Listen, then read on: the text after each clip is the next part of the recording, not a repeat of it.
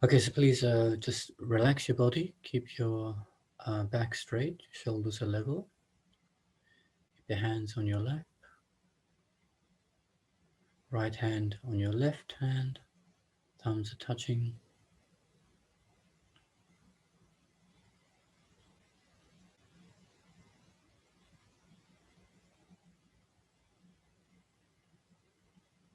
So gently scan the body, go from head to toe, make sure you're completely relaxed.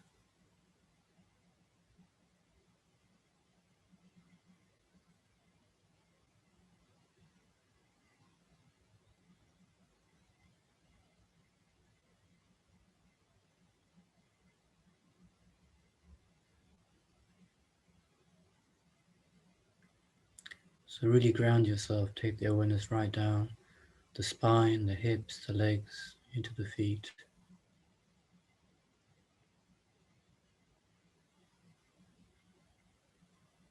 And gently come back up.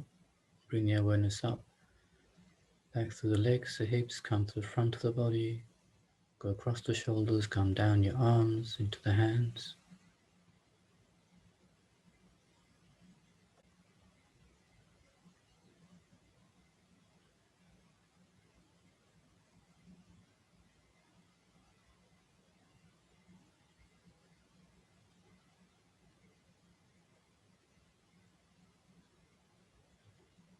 And come back from the hands, up the arms, the shoulders, back of the neck, and to top of the head.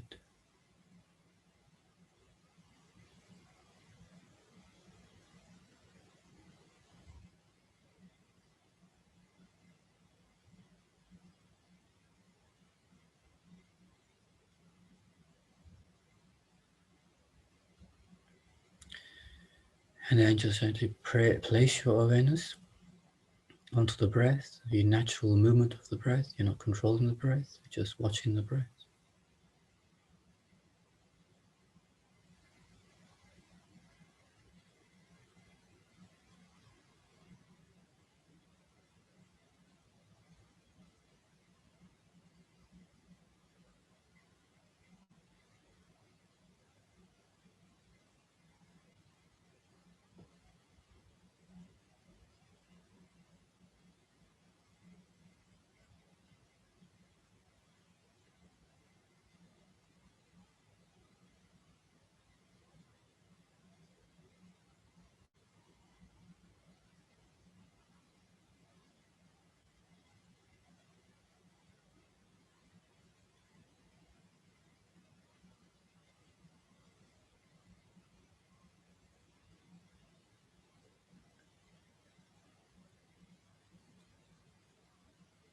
So try and anchor your awareness to here and now. Just be here with the breath. Let the other thoughts just pass by. What you've just been doing this morning, what you're going to do today, tomorrow. Let them just drift away. Just stay in the present with the breath.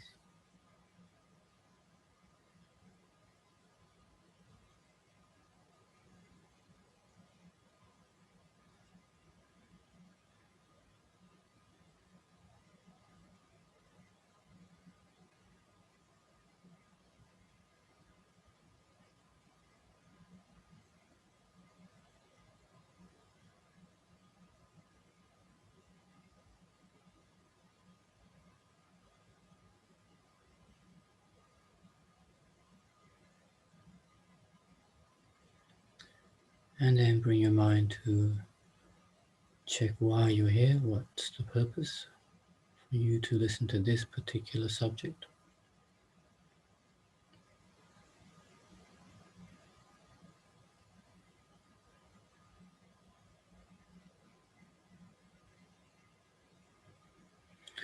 So hopefully you're looking for truth, you're looking for answers, you're looking for a way to improve your mind, to be a better person first.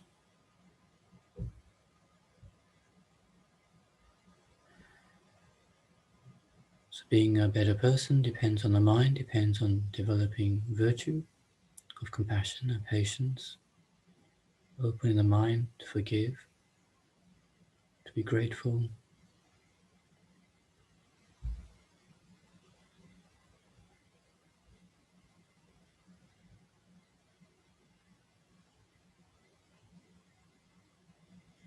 And we have, all of us, that potential to do it. We have the seeds of it. We just have to train our minds more and more. And that leads to more peace, more happiness in this life, and eventually that results in future lives' happinesses as well.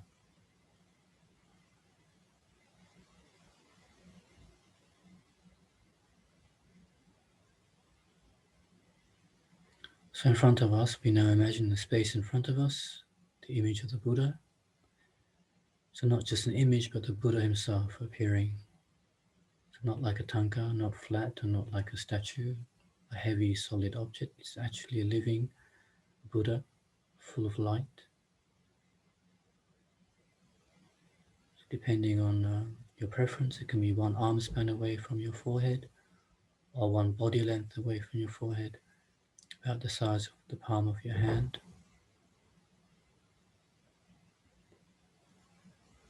And recollect being in the presence of one of your teachers, for example, in the Dalai Lama, in conference with him, as representing all the qualities of the pure nature of mind, truth, honesty, compassion.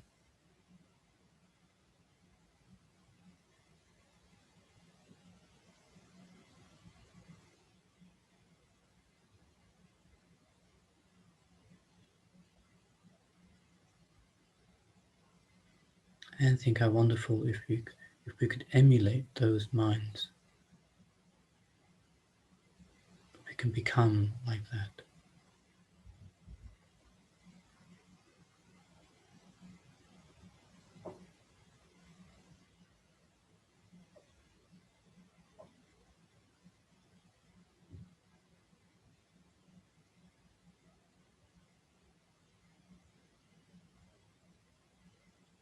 And we ask for blessings to be able to practice,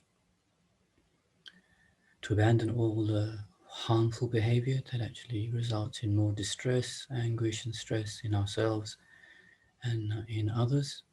How wonderful if you can give them up completely.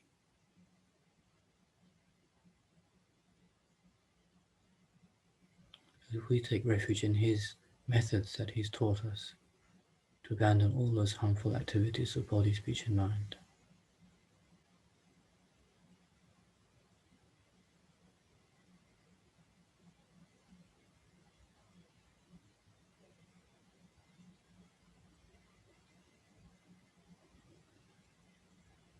So now to find out more about who this person was, the historical Buddha, what methods he taught us, we're going to now discuss and listen to this teaching.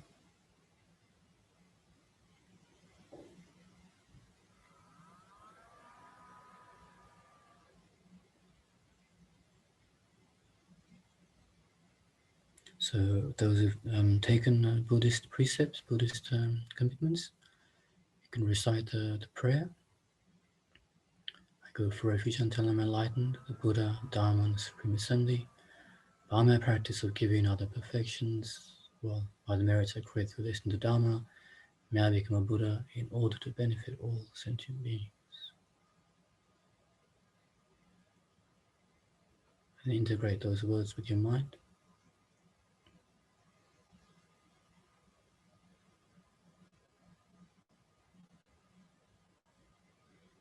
And then for the teachings to go well, we ask the blessings of the Buddha, so we offer everything in the universe to have these teachings that will eventually benefit ourselves and others.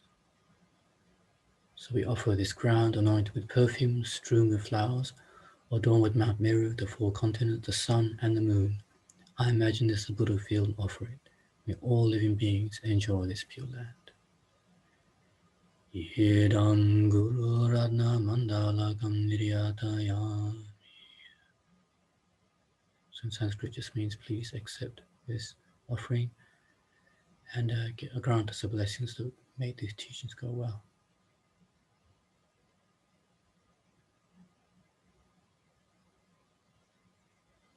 Okay, so keep the presence of the Buddha in front of you, in the space in front of you. And just so if you want, you can keep your eyes closed, or if you want the camera off, and just listen to what I have to say. Then if you have questions and stuff, we can go through it later on. Okay, a little bit later. So refuge. Okay, so refuge. I don't know. Many people have different ideas of what refuge means. Seeking some sort of protection.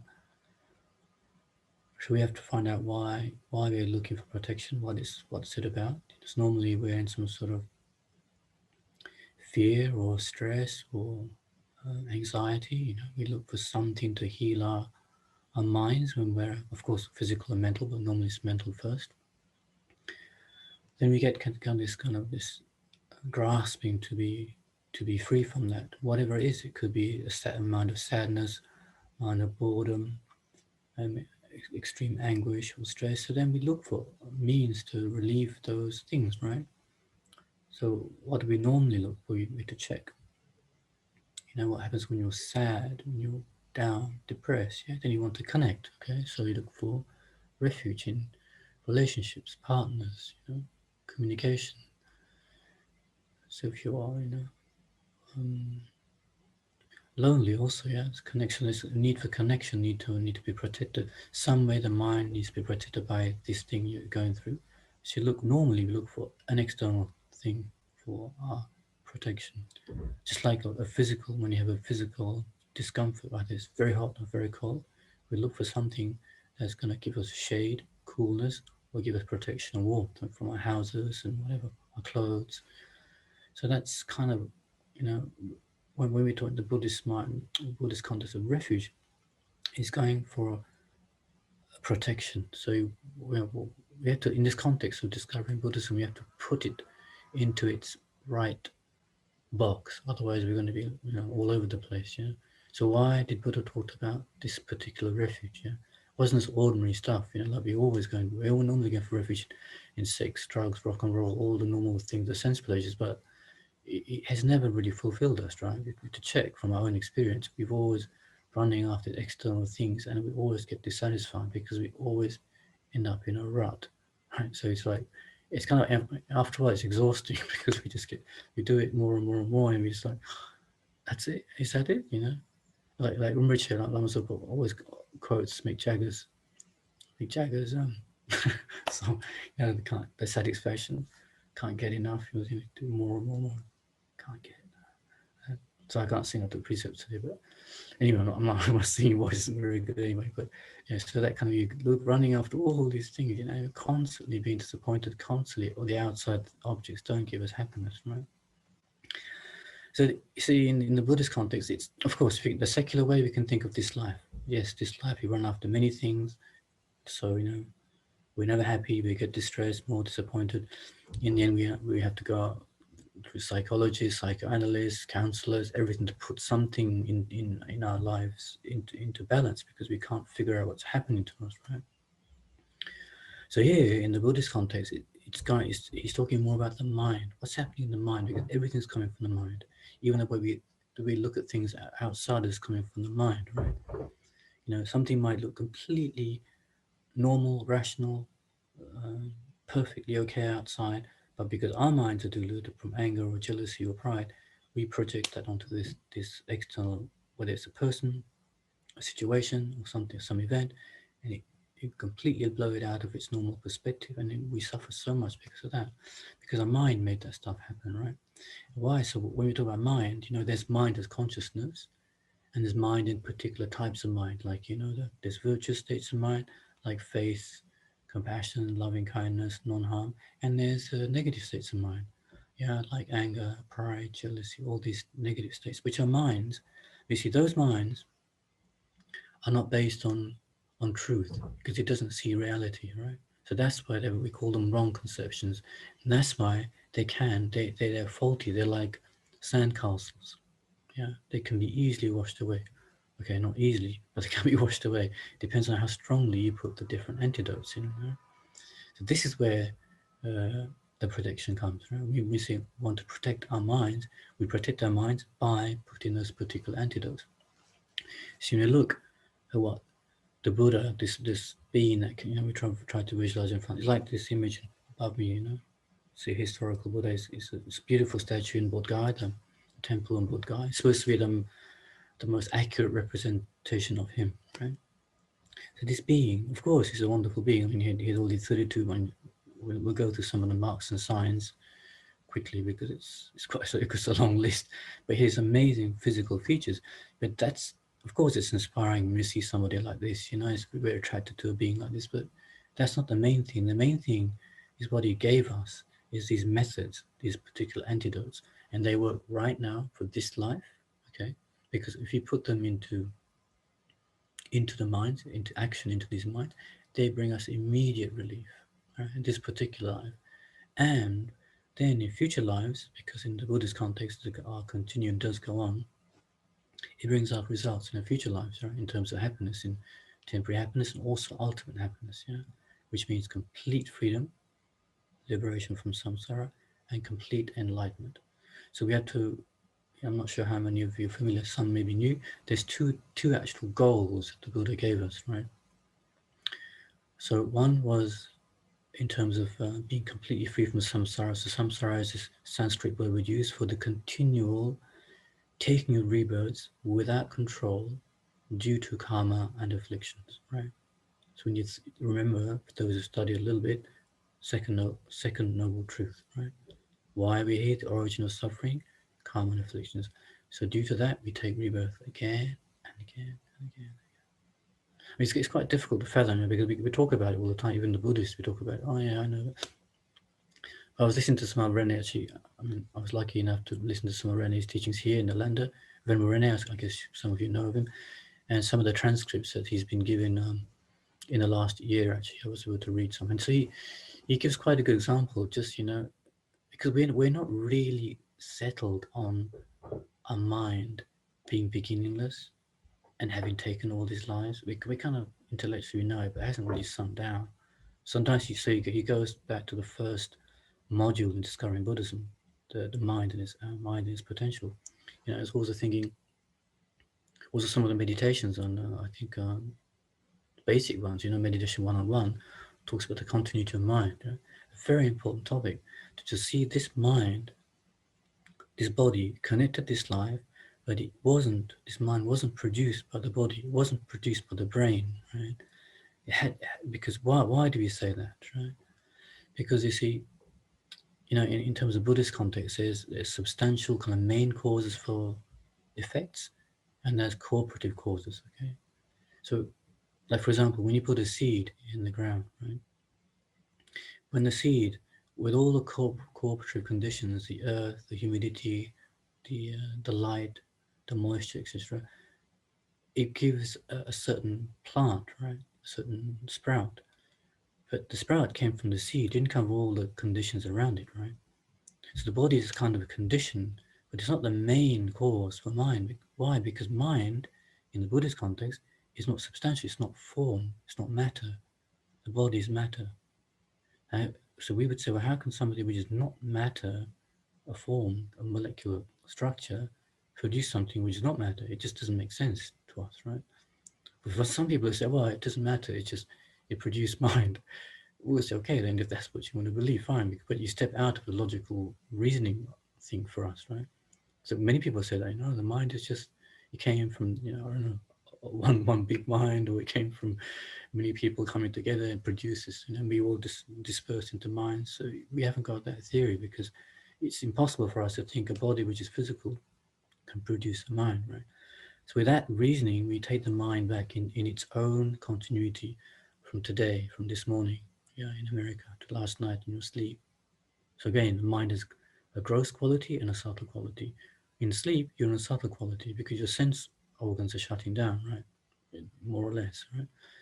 Then last night, that whole day, the continuity, yesterday morning, and night before, and you go back, week before, month before, year before, you go back 3 years, all your continuity into your childhood, right back to the infant stage, into the womb. And then where did it start? With the fetus, the sperm and egg starting, and the mind came. So then we take the mind back before that, into another life. So in a way, it's okay. So imagine, of course, it's difficult for us to remember, right? We haven't got that kind of capacity. But imagine you're a human. You take that life when you were, I don't know if you were, maybe you were old when you died, maybe you died in a crash, something, you could have been young, but anyway, take your life. Imagine you had a life, a human life, all the things you went through in that life. Maybe you had a partner, you had kids, you had, relationships, or your work situations, or your trouble in as a human in that life, and go back to the infant of that life, and then go to the womb, and then go back to another life. And that other life may not have been so nice, may not have been human, right? Why? Because we can see, I mean, one other realm we can see around us is the animal realm, right? So it's strange to say, well, only humans have minds and they don't have minds, right? So in that way, animals is another realm that the Buddha talked about. And then these other realms that he taught we can't see. Yeah. So then so imagine, imagine just imagine being a human, an animal. Just imagine that. Even the ones we think we'd like to be, that the powerful, amazing, like tiger, like and my sister loves tigers, or like it's for her, it's an amazing animal. But you think, of course, when you're young, you're very nice, you're very majestic. As you get old, you can't hunt. Your teeth drop out. You die of starvation, basically. It's not a very nice life. So, and you go back to other kinds of like elephants and stuff. We see some documentaries. I mean, as I saw this amazing documentary, they're following this herd of elephants. There's a big dust storm, yeah, and one baby elephant gets left behind, and he cannot catch up with the rest of the troop. And these cameramen are just following this baby who's going to die basically, and they don't do anything because they're not taking part in this. They're taking part in natural events. And you see this young elephant just searching, can't find the rest of his herd and dies because that's the way it is, and that's how it is for a lot of animals. Fear and loneliness and separation, like for humans. So we have to go back life after life like this. Think. Because, you see, we're not convinced our body and mind are really separate, and the mind does have continuity, so we take it back.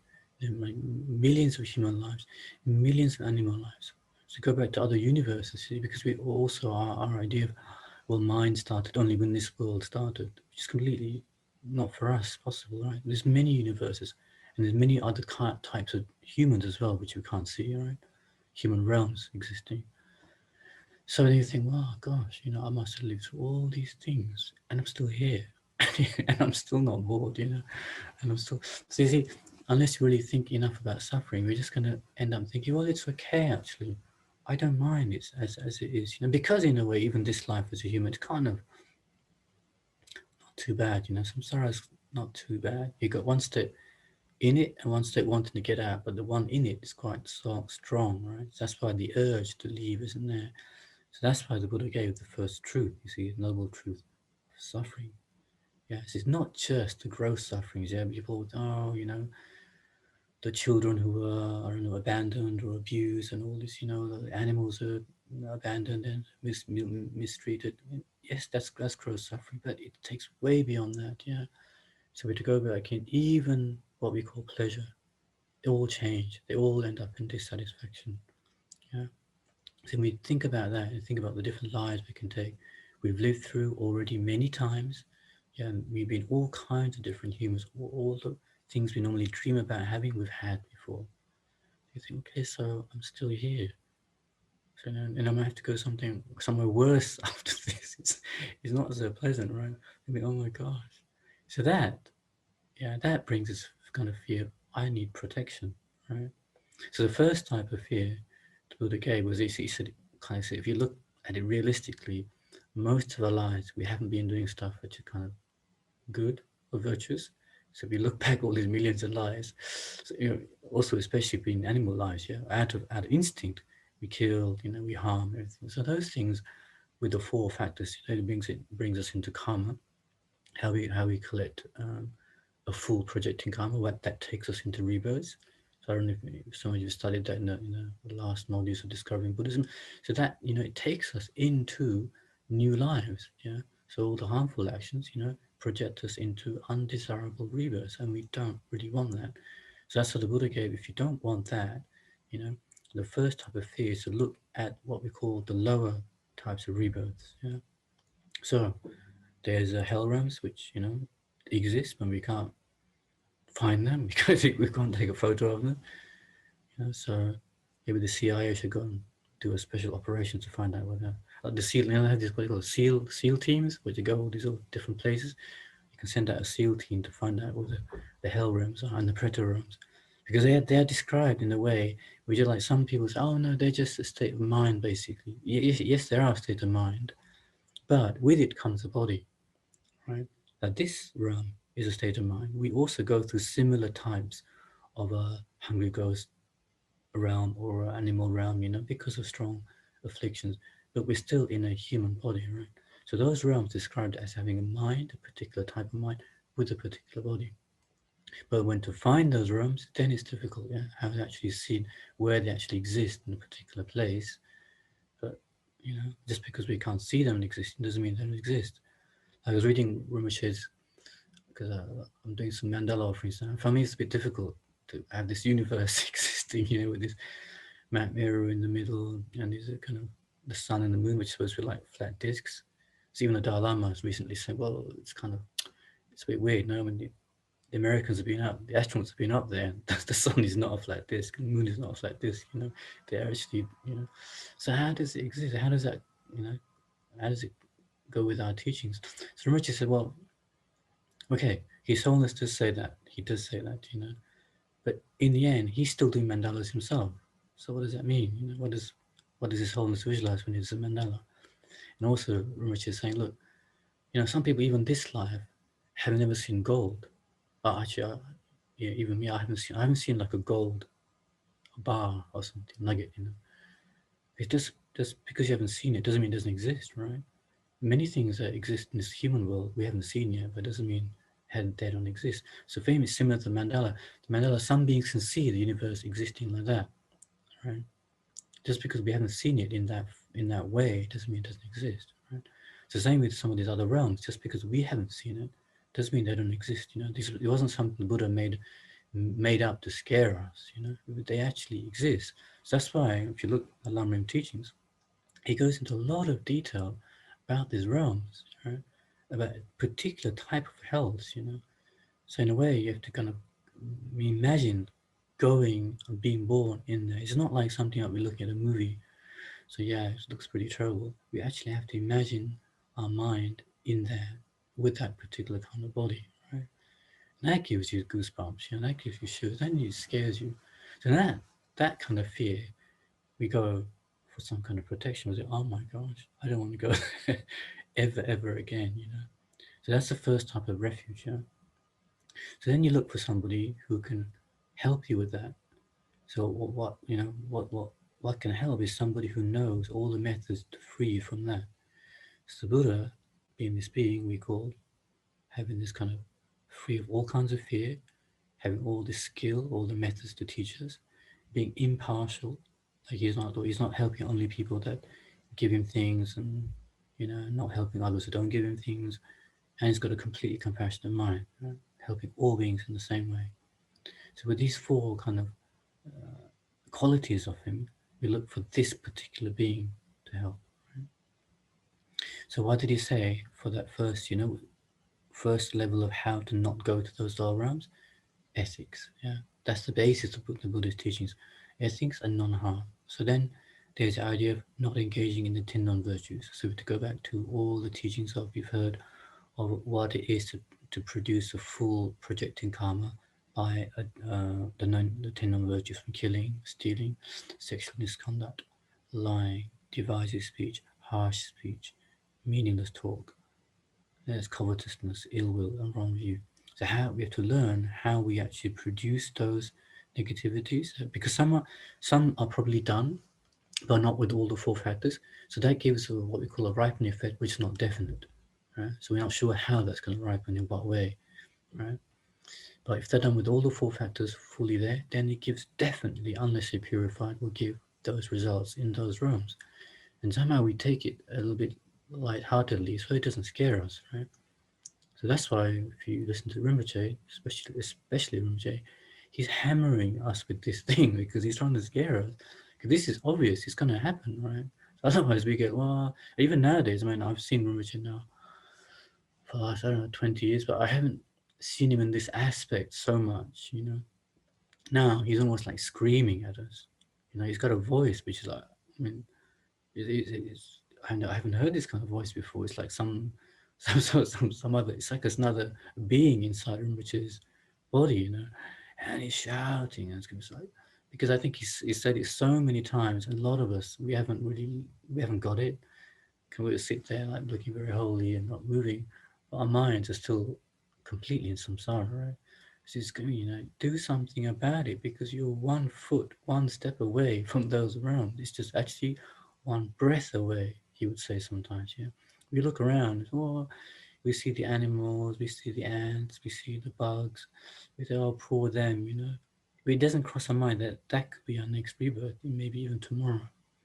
Because we don't know what karma will ripen for what non-virtue we've done, right? Like then he gives us this pressure, a pressure, but kind of a healthy pressure, a healthy fear. Like when we were in school and we were trying to do exams, and we need to pass a certain exam. We know because if we pass that, there's going to be a better concept, a better result for us, and maybe a better job prospect, better and whatever the good result will come. Then we go for that. Yeah. So now we have this kind of fear, a healthy one. We say, okay, I'm going to do something now to avoid it. That kind of not like a paranoid fear. Then we like like a rabbit caught in the headlights. But it's more like, okay, what can I do now? I made some mistakes. Yeah. So we're also not falling into this huge guilt trip. What can I do? I made some mistakes.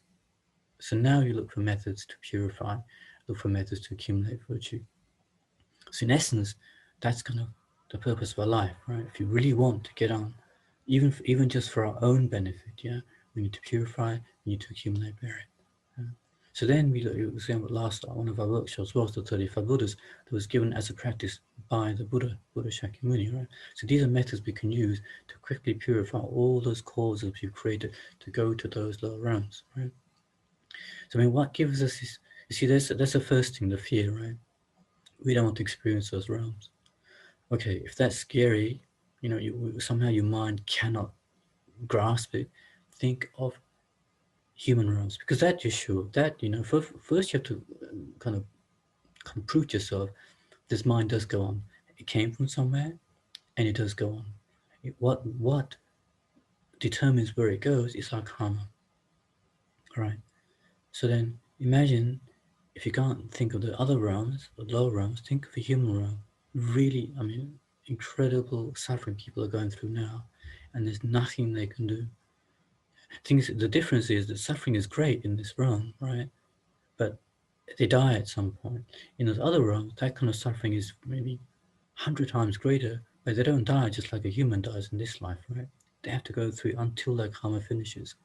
So going through a human birth, and you have all these difficulties.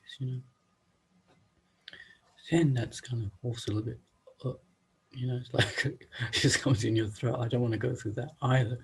Wait, I don't know if you had a good life, this life. Imagine you have to go through this life again and again and again, all the sufferings of your childhood, exams, all the pressure of exams, and all the, I don't know, all the other unpleasant things you had in this life, separation from people you like to be with, having to meet things you didn't want in your life. And then that's not just one life, it's many lives, right? And it's not something you just get used to. You have to go through it, and the same shock, the same pain will come. You think, oh my gosh, I don't want that. That fear comes. Then we look for somebody who can take us out from that, give us methods to get out from that. But we have to prove also a little bit to ourselves why. For example, we say the Buddha is kind of free of all faults, completely enlightened. So what does that mean? So that in that concept is quite difficult to grasp because we're not quite, because it's way beyond our way of knowledge. It's like, for example, if I had to meet a cancer specialist, I have no idea what they've studied. If I had a conversation with him, what he knows, it'd be way beyond my little brain, right? So this Buddha, he knows all phenomena, basically knows all past and all what's going to come. So that's another thing. How does he know all what's going to come? Because what we're going to do, I mean, how does he know that? So one way of explaining is that he knows all the possibilities of what action we're going to take And then he knows all the varieties of results of those particular actions that will come about. It's that way. So imagine having a mind like that. You would think it'd give you a headache, right? But no, it gives them bliss actually. They know all phenomena. So these beings know exactly what's the best methods for us to leave samsara, if that's what we want, right? So the first level of refuge starts with wanting to be free from low realms, right? And going to higher realms. So then we look for this being who we can kind of entrust ourselves to have this confidence in. So first there's kind of faith has different types. Faith can be kind of admiring, sometimes we see a Buddha image. Some people have no contact, no kind of recognition of who the Buddha is, but just by seeing that image, maybe a statue or a painting, they get attracted to it. Yeah, and they want to find out more about who this being was. It's what we call that kind of admiring faith. Yeah, kind of a clear, admiring faith. And also some beings see His Holiness Dalai Lama, they see Lama Zopa Rinpoche. Just by seeing this being, they kind of attract and something moves in their mind, right? The next one is that they want to actually then emulate. They want to be like this person, right? Because they see the qualities the person has. They see the mind. They see how they talk. They see how they act. We see Rinpoche, the way he acts when he's walking around very gently, and whether he sees an animal, he will stop immediately and take into consideration. He won't just walk past, oh, poor suffering thing. He will actually stop and do as much as he can, mantras, blessings, anything to put imprints into that being's mind. Then walks on. I mean, of course, nowadays he shouts, kind of shouts in the teachings. I haven't seen him shouting like in his daily, walks and where he doesn't like, oh, he doesn't do that kind of stuff. Or like out of surprise, he's very actually it's one of the Buddha's qualities here of his comportment. He's not he's always calm, very subdued, even in great danger, kind of very subdued. Like even Rinpoche, I mean, like sometimes he says when he's in the plane is in turbulence, or sometimes he says he goes for his mantra and says his mantra, but he's not like the other passengers probably kind of completely freaking out, like the ones I think the plane that crashed was in New York, yes, Hudson Bay, Hudson River, when you listen to some of the people are panicking, like they were just having a normal flight, like a 1 hour flight, took out from New York. Within 2 minutes, they were about to crash. Right? And they're like, lucky the pilot did some amazing stuff, but that kind of fear comes. So apparently, the Buddhists don't have that kind of thing. They're completely fearless. So Rinpoche has that similar mind, actually. I think even His Holiness has that kind of mind. Although he says when he goes into planes, he gets a little bit fearful, but they have to say this attitude of that being normal, right? But yeah, it's the same. Even some lamas, they have these qualities. You can see they manifest actually. So then you have to prove, free of all faults. Okay, that means all the disturbing emotions that we normally think of anger, attachment, the strong desire, kind of craving mind, the jealousy, the pride. So none of those minds. So not even the imprints of those minds. Yeah. For example, when we meditate, right? Say we watch our breath or we watch the Buddha image, we do a bit of karma body. Our minds hopefully, our minds get subdued, right? After some time, because your mind gets absorbed into this focal object, right? Then everything else kind of disappears, all the anger and stuff. Although you were angry probably yesterday, which you do some shine, it goes down, right? So, and then when you leave the session, you're probably okay as well. You feel calm. But suddenly, if you remember the person that made you upset yesterday, it's coming back, Why? Because the seeds of anger are still there, right? The seeds of attachment, everything is still there. So when the conditions come, even the thought of that condition comes back, right? So we're not actually free of all the faults. We look like we're free of all faults, right? That's why even the higher realms that the Buddha talked about are not actually free of all faults. And they stay in that kind of absorption, that kind of peace for like millions of years, right? And that's why some of the gods, they actually think they are liberated. They think to achieve complete liberation because they don't see uh, glimpses of these afflictions coming up. You see, until at the end of their life. right? Then they get this huge fear because they realize that they still have this grasping, for life. Yeah?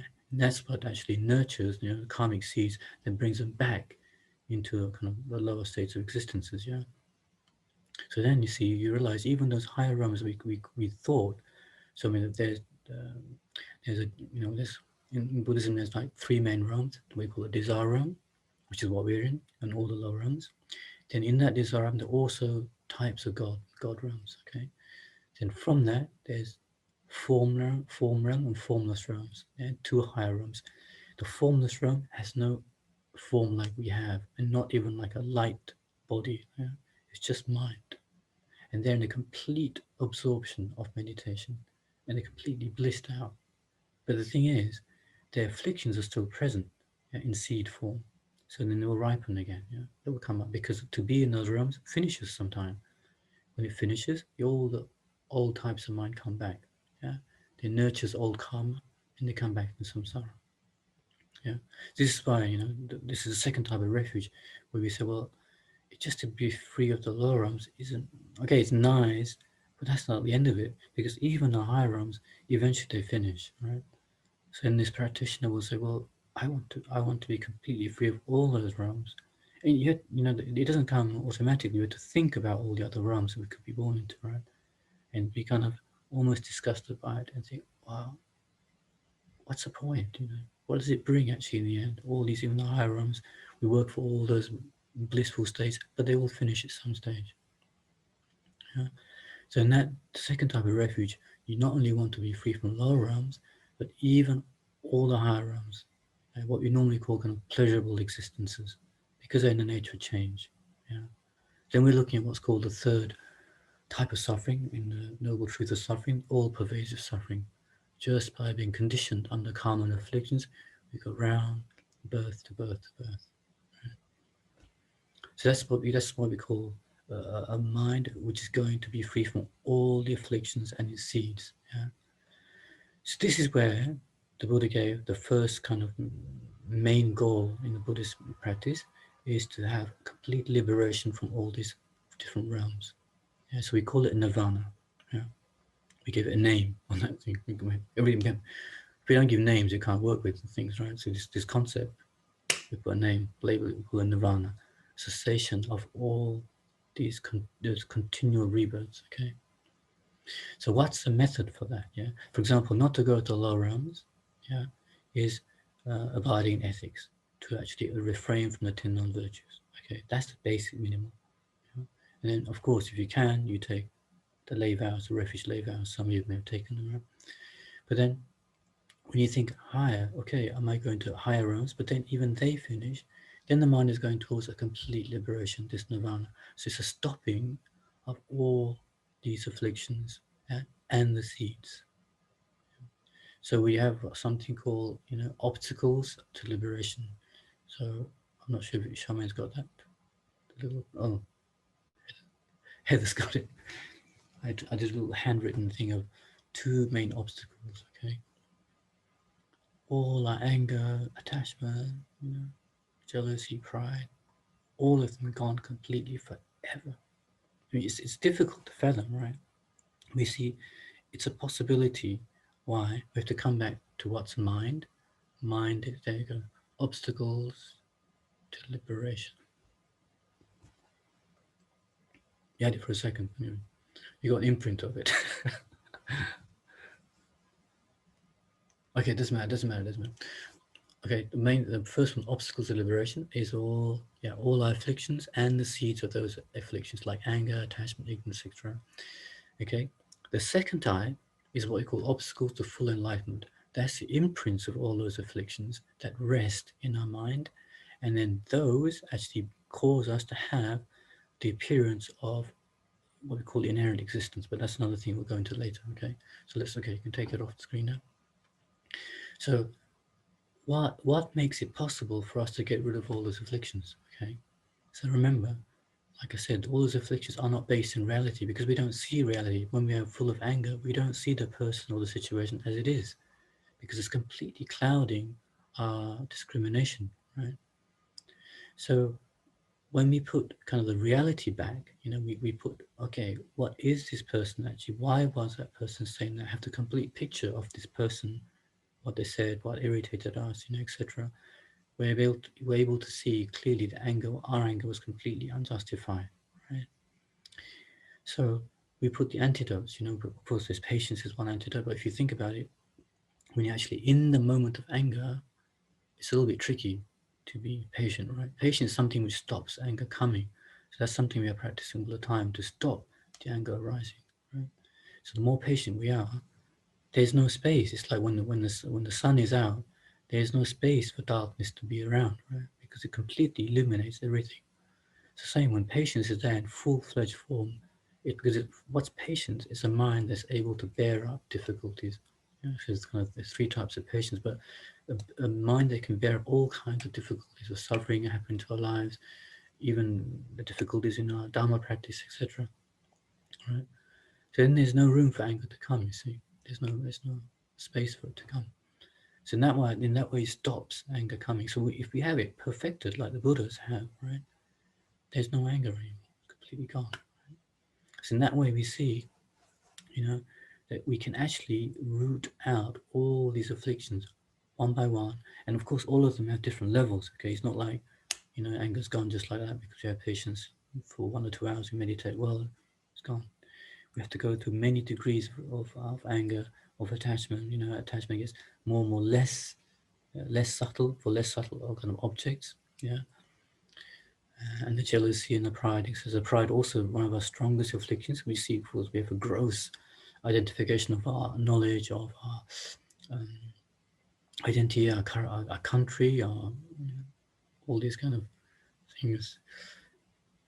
Yeah, so that we have to slowly let go of that. We're just basically a human on this planet, like the Dalai Lama often says, because I'm a, I'm an American, I'm a Sri Lankan. I'm like now I have to say, having been away from Sri Lanka so long, I have to say I'm Sri Lankan origin because it's a bit silly to say I'm Sri Lankan because I haven't lived there since I was 8 years old, right?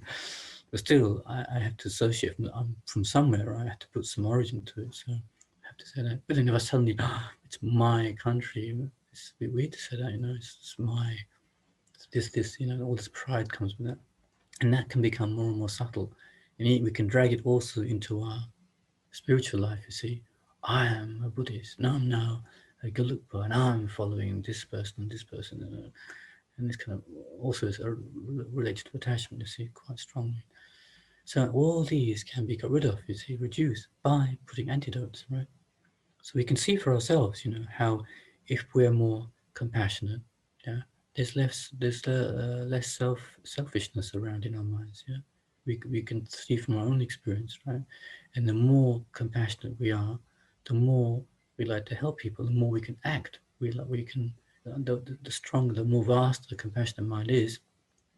The thing is, normally for a lot of us, we're more towards our friends, our relatives, our parents. It's kind of limited our compassion. But you see, some people are not that limited. You see, even in our normal social circle of friends, we can see there are people that instinctively can be compassionate to strangers, and even they have this, compassionate nature to people who are difficult for them. Yeah, they're easily able to forgive them and see that the whole picture of what's happening and accept what's happening. So why is that? How come they have it?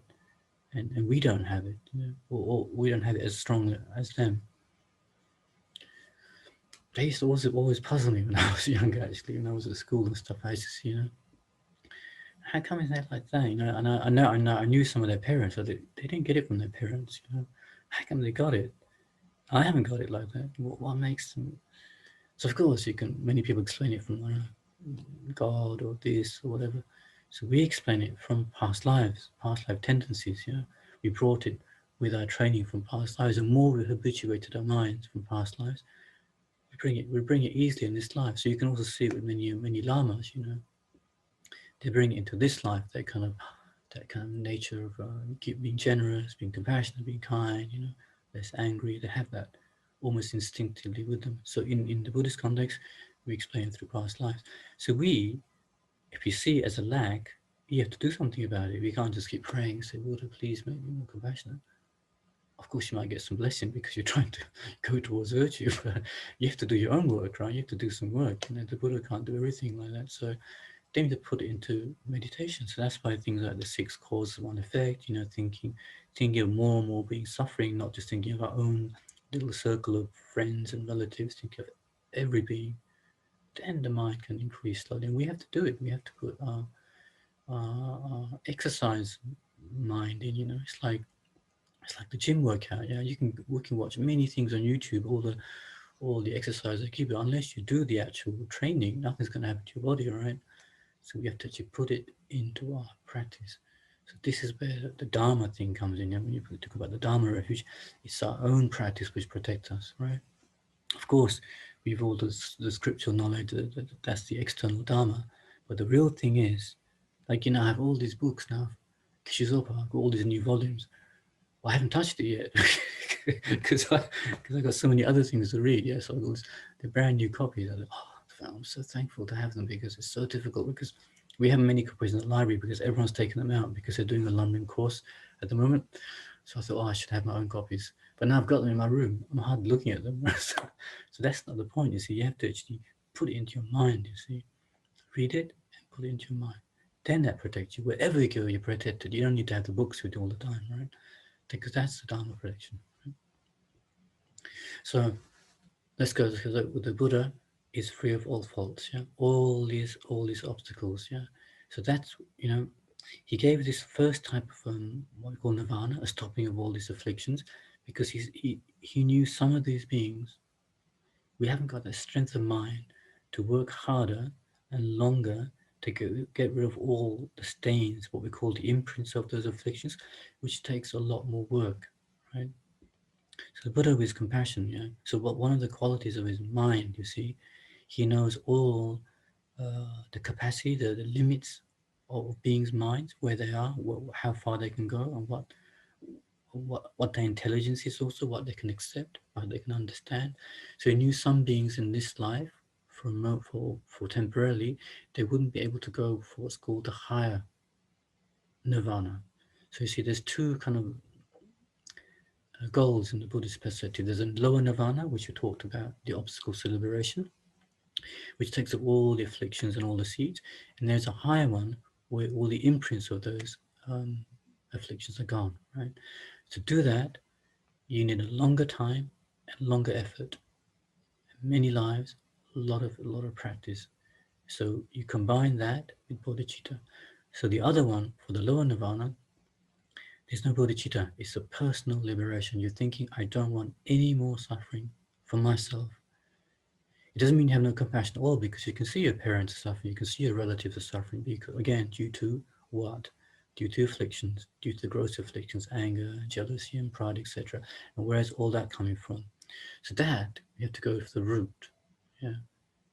So this is where the Buddha was kind of unique in his teaching. He had to say, all this stuff comes from the mind that misconceives how the self exists. Yeah. Because of that misconception, there's a strong identification of the me and the aggregates that go with it, yeah, the body. So the self of me and then mine, and also the objects around us we claim as being kind of phenomena around us as being really there. Like we often see an angry person is really, that object is really distasteful, disgusting. I hate that person. The other one I really love because all the qualities I like is really inherently there in that person. Right?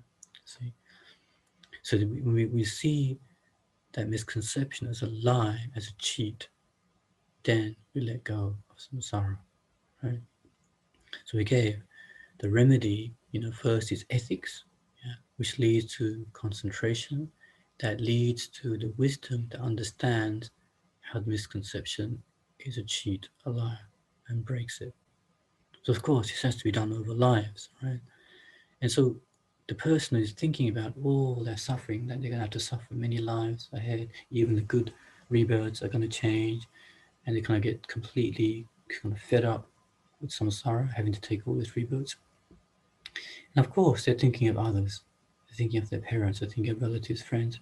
They were also under, the power of the karma afflictions. They're also suffering in many ways, and they will have to go through many lifetimes of suffering.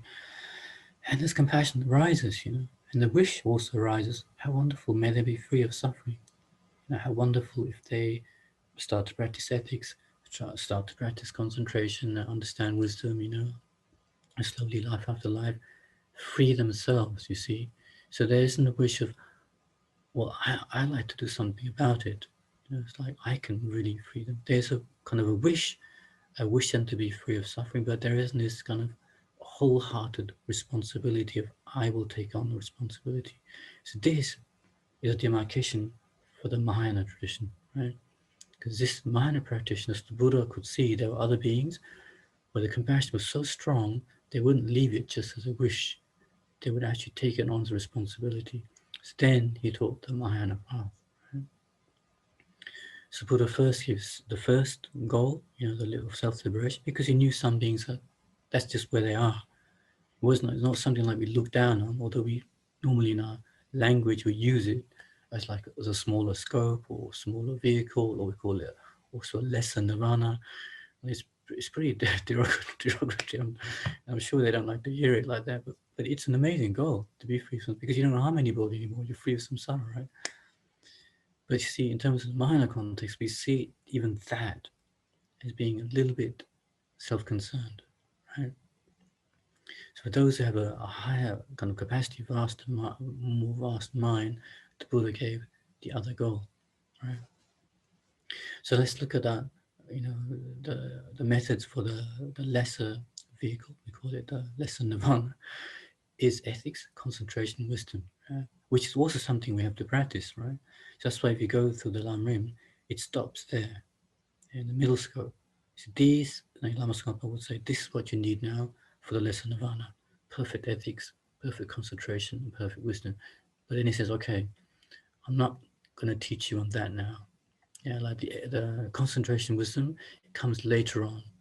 Yeah, because then he goes straight into, okay, for those who are now interested in developing compassion for others and wishing to take on responsibility, he goes straight into how to develop bodhicitta, the six causes of one effect, exchanging self for others, and the six perfections, all this.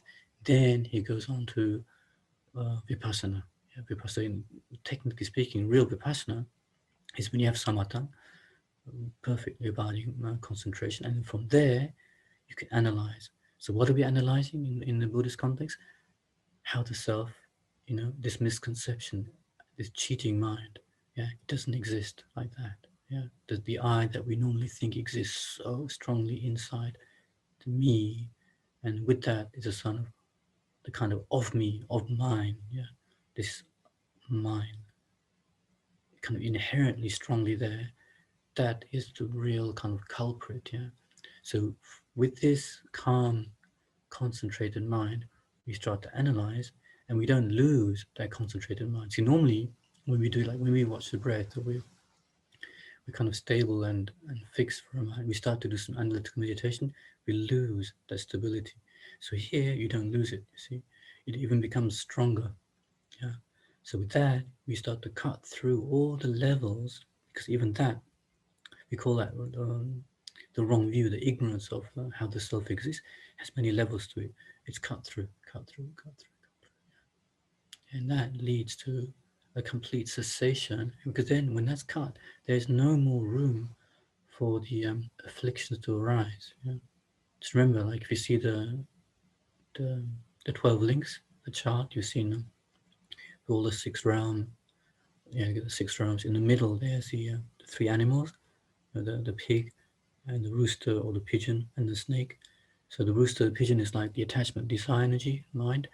The snake is the anger, and the pig is supposed to represent that ignorance, that misconceived the self. You see, so when that's gone, there is no more room for the other afflictions to come.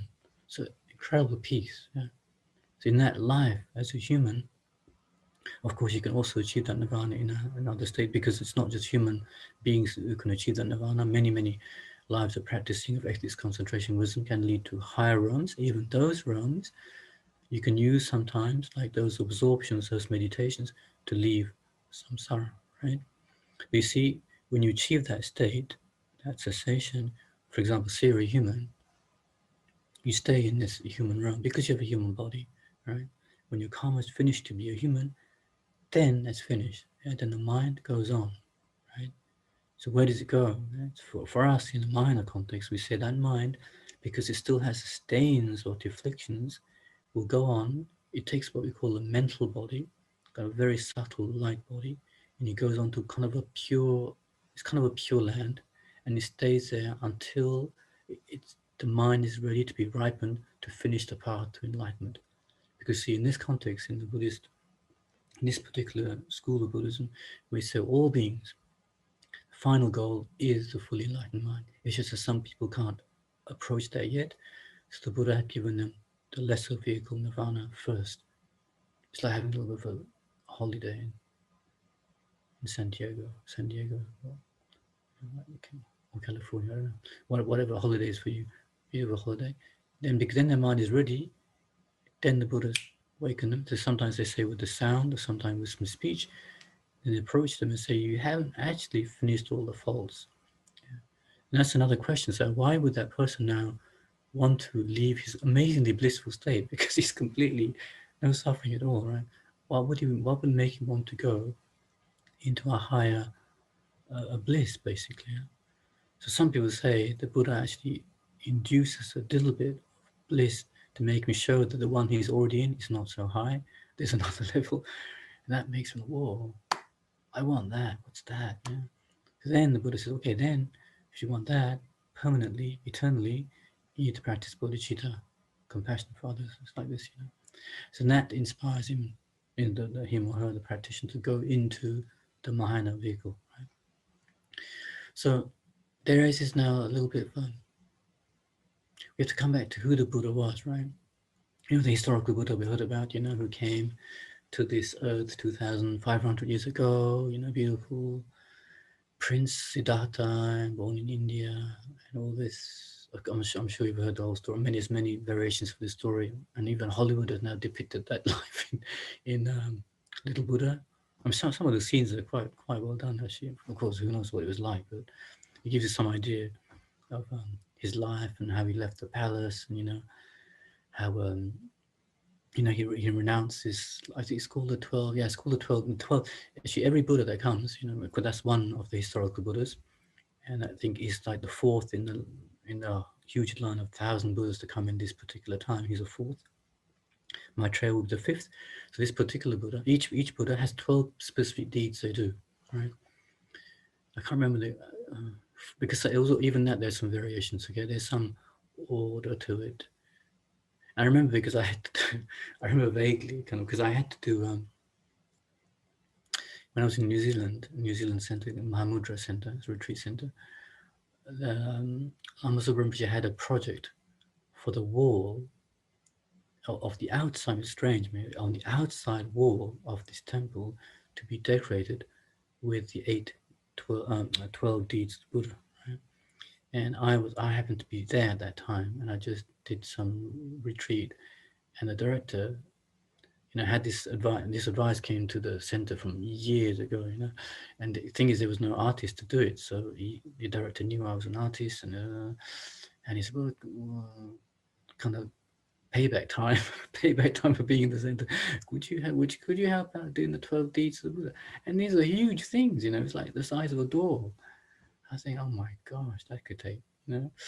And I was a bit reluctant, you know, my weak kind of mind. I said, well, I'm not sure. Maybe you ask Rinpoche first. So the director said, yeah, sure. I'll check with him first. And he asked Rinpoche, and of course Rinpoche.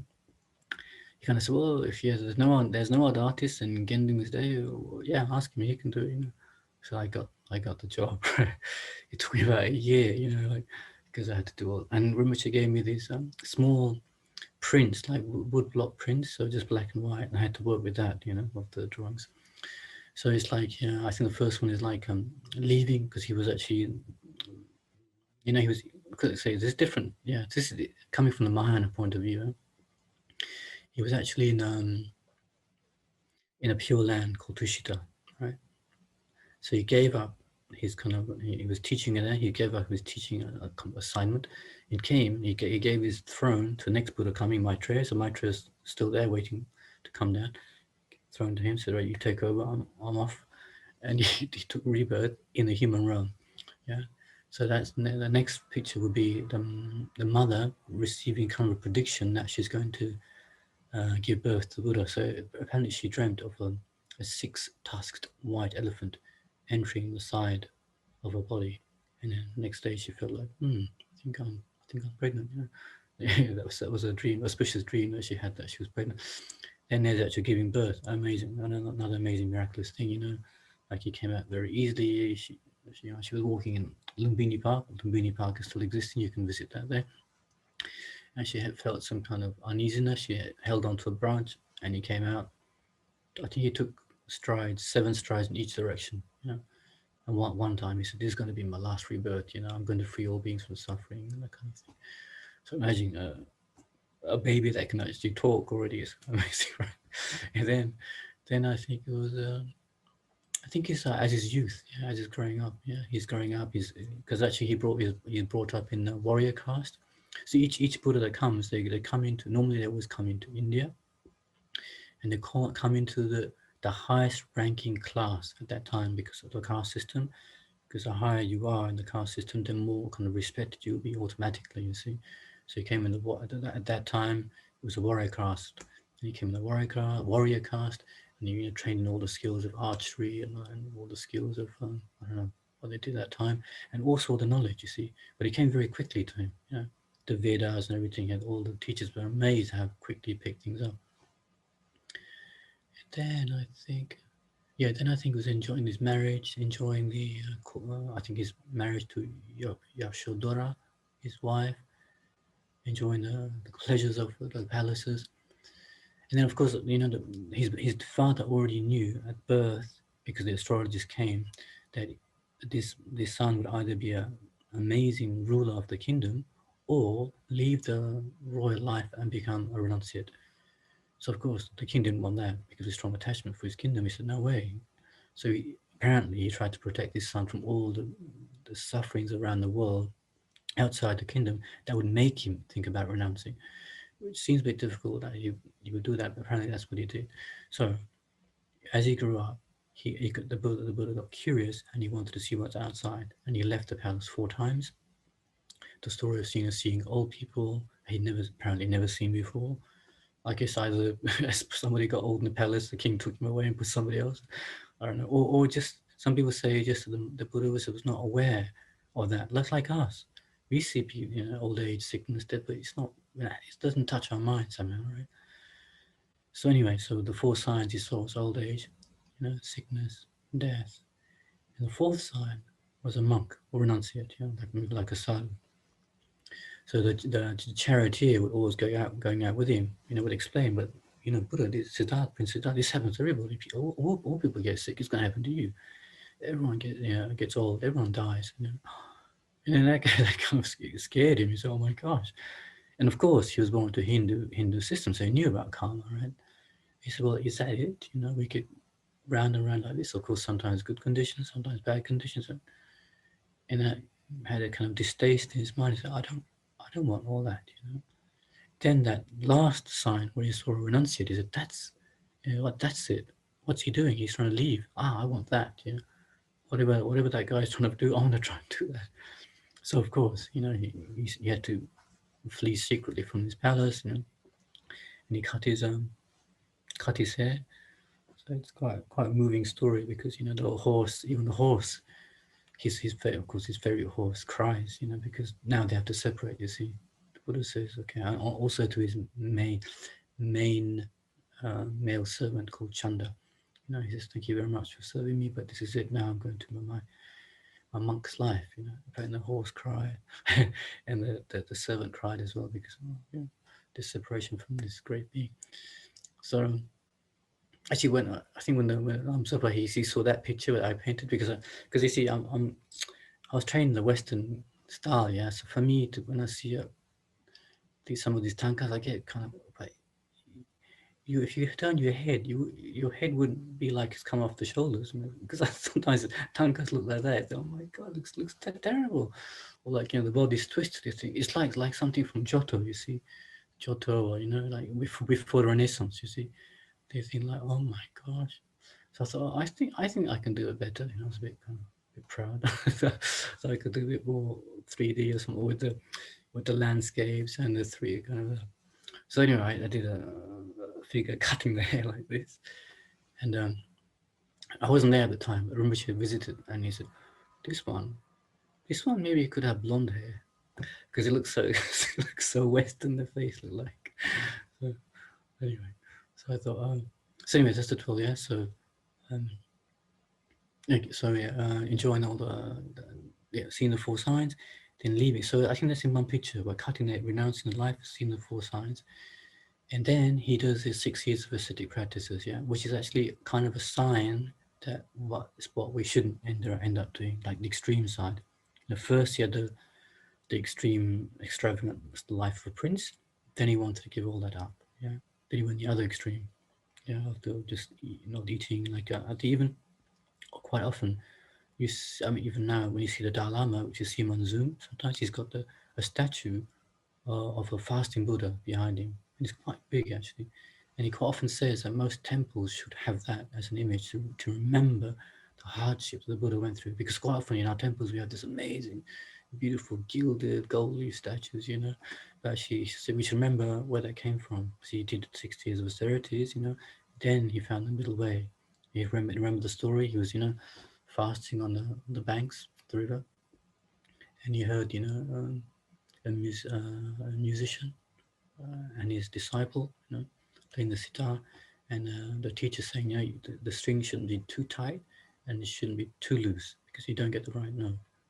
Then he kind of struck to him, oh, I'm doing it, I'm doing it too tight actually, and he realizes, Then he started eating, and then the next one is actually, I think he eats. Then somebody gives him some kusha grass for his seat. Then he goes to Bodh Gaya, puts it under the Bodhi tree. That's the time. So this is it now. This is my kind of final meditation. And he sits at night, and he goes through all the obstacles, all the maras, disturb him and all try to disturb his meditation, and he breaks through. And at dawn, achieves the enlightened state. And then, of course, it's like it's such a miraculous thing is discovered. He kind of thinks, so who is going to understand what I've just discovered? The Geshe here sometimes he would say, what, because what he discovered was there's no self, basically, first or foremost. And at that time, most traditions were believing in a self because they believe in Atma, right? So it would have been almost like heresy to go around saying there's no self. So he would say, oh my gosh, I can't explain this to anybody because no one's going to understand, Anyway, he sat apparently under the tree for another 7 weeks until the gods came and requested him, saying, please, you must teach, because some humans will be able to understand. Yeah? So eventually he gave his first talk, the Four Noble Truths at Varanasi. Yeah? So that's where he gave the truth of suffering, origin, and the true cessation, true paths. Yeah? So then, he lived, kept teaching, and actually we say we call it turning the wheel. Yeah, turning the wheel because by turning the wheel of Dharma, by teaching, other beings also practice, other beings achieve the same enlightenment, and then in turn, they give the methods to others, you see, that way. So these are called special wheel-turning Buddhas. Yeah? They come and they turn the wheel of Dharma, because at that time, that Dharma wasn't existing in that way. Many traditions were there, other spiritual traditions were there, but this particular teaching on selflessness and bodhicitta was not there. So he gave those teachings. So he returned the wheel of Dharma.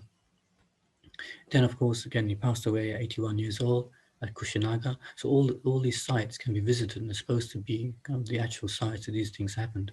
Yeah, Lumbini, Bodh Gaya, Kushinaga, Saranath, Varanasi is where the Buddha taught. So yeah, I did those paintings, the 12 deeds of the Buddha. And I don't think Rinpoche was that happy because it looked too Western for him.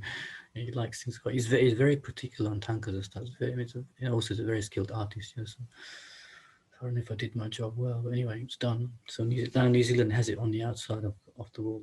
So I think mainly it was on the outside because normally who would put it on the outside? It's like a fresco or something, I guess. But because actually when you pass on the road, this retreat center, you can actually see it, the gompa, and you can see the wall. So I guess Rinpoche was thinking, people will be attracted to come in and have a look. See, and then of course they see the life of the Buddha. So some people might get inspired and say, okay, what did he teach actually? Yeah? So that where you get drawn into to change your mind, basically. Yeah? So that's the 12 deeds of Buddha, the historical Buddha that came, right? So in a Theravada tradition, right, people would say, yeah, sure, if I have 12 deeds, okay, sure. What the Theravada would say, and actually the Buddha did teach this, because again, you see, the Buddha, out of his amazing kindness and compassion, he knew some beings couldn't take kind of higher teaching, so he had to teach them to where they are. So for these beings, he would teach the Buddha, the mind passes away. After enlightenment, it doesn't stay around. So, for example, many Theravada countries, they would say at Kushinaga, the Buddha died, the body was cremated, and because there was no form for the mind to rest, the mind also disappeared, just like a flame has gone from the candle when the wax is gone, the flame's gone. So we have a little bit of objection with that. The Mahayana was, well, that's a bit strange, because in the Buddha, he worked all those lives as a bodhisattva. So if you follow Rinpoche, like in the Lama Chopa, there's even some verses we actually remember some of those stories of the Buddha's lives. Where he gave up his life, practiced patience, incredible virtue, went through to become enlightened. Why? To benefit sentient beings. In what way? To keep teaching the methods to be free from samsara. So all his lives he practiced bodhisattva. Then the last life, Siddhartha, became enlightened and disappeared. It's like, whoa, that's a bit weird. How's that? So you see, for us, the mind is continuing and is still continuing, right? It's still existing. This now becomes a huge. Then from there, the Mahayana goes into tantric vehicle, right? Because, for example, the Mahayana would say, okay, so how does it continue, this mind? We say, yeah, because the mind has its own continuity, just like our minds now, right? But the mind now, because it's free from all the stains, so not just the afflictions and the seeds, but all the imprints. Yeah? So the imprints are quite kind of described sometimes as like when you have a pot that has a garlic or onion, right? So when sometimes people have these clay pots, right? You take the garlic and onion out, and even you wash it well, somehow it's such a strong smell, right? It stays inside the pot. So it's like that. So our minds, all the afflictions are gone. So we, kind of we're liberated basically of samsara, but the imprints are still there. So the imprints block us from having what we call the full enlightened stage, that had all these amazing powers and benefits that come with that mind. Because then it has a clairvoyance which is extra powerful, more strong than the beings, what we call the arahants, the beings, that's another arahant, is a specific term we give to these beings who are free from samsara completely, yeah? That's the name we give them. So these fully enlightened Buddhas are much more powerful. They can see every kind of karmic connection we've done and what is going to lead to, what actions we do will lead to what kind of results, and they know exactly what methods are useful to tame our minds. Right? So if that's what we want as a goal, to help beings, like when you say, I want to help beings in the best way possible, that's the best possible way. To do that, we need to get rid of all these imprints of these afflictions, okay?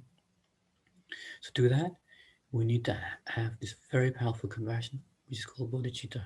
So bodhicitta is not just like a mere wish that kind of the people seeking their own liberation has. It's not a mere wish, oh, how wonderful if they were free of suffering, but it's more a responsibility. I will do what I can to bring that about, not just this life, but all the lives to come until enlightenment.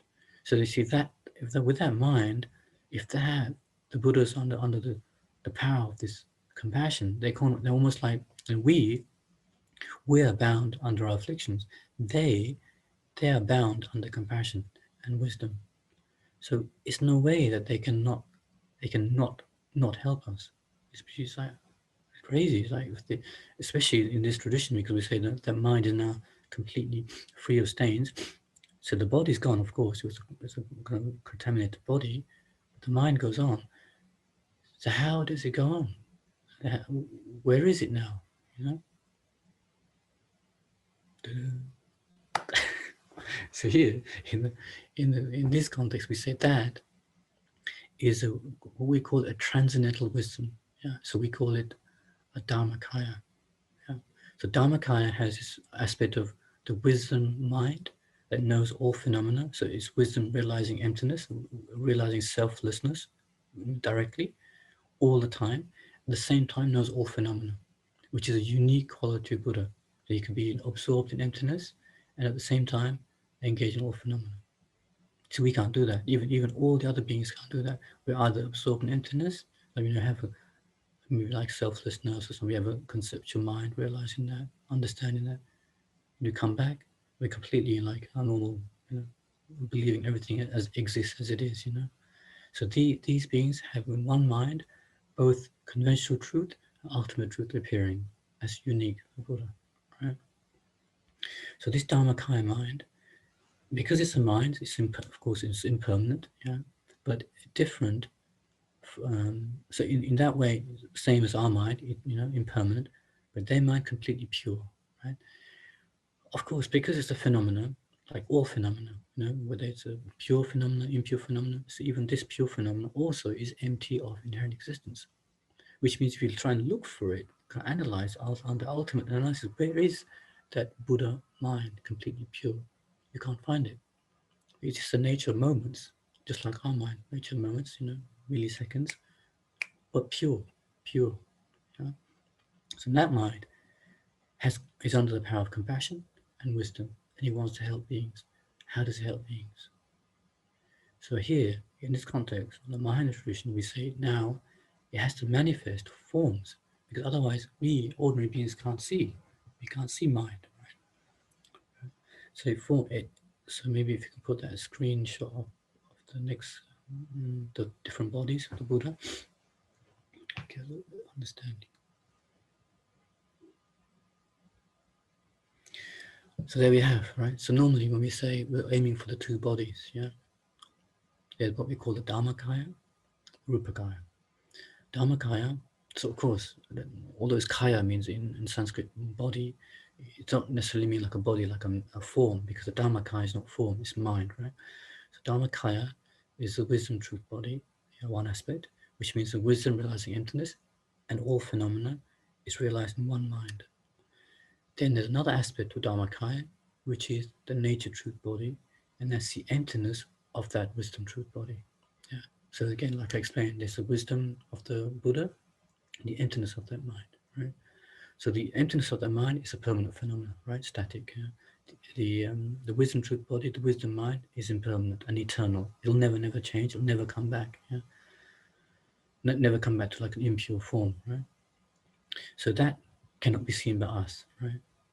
So to help beings, it has to manifest forms. What kind of forms it takes? It takes a rupakaya, rupa meaning form, right? So rupa has two different forms. One is called sambhogakaya, one is called nimanakaya. The sambhogakaya, yeah, is what we call.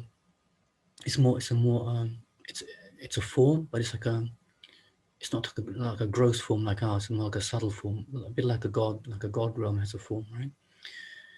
And has five aspects. So these Sambhogakaya forms these beings only come in pure lands, and they only teach the Mahayana Dharma, and they only teach Arya Bodhisattvas, which means, so what's an Arya Bodhisattva? It's a name we give to beings who have realized selflessness directly. Yeah, that's an Arya being. They only teach Arya beings.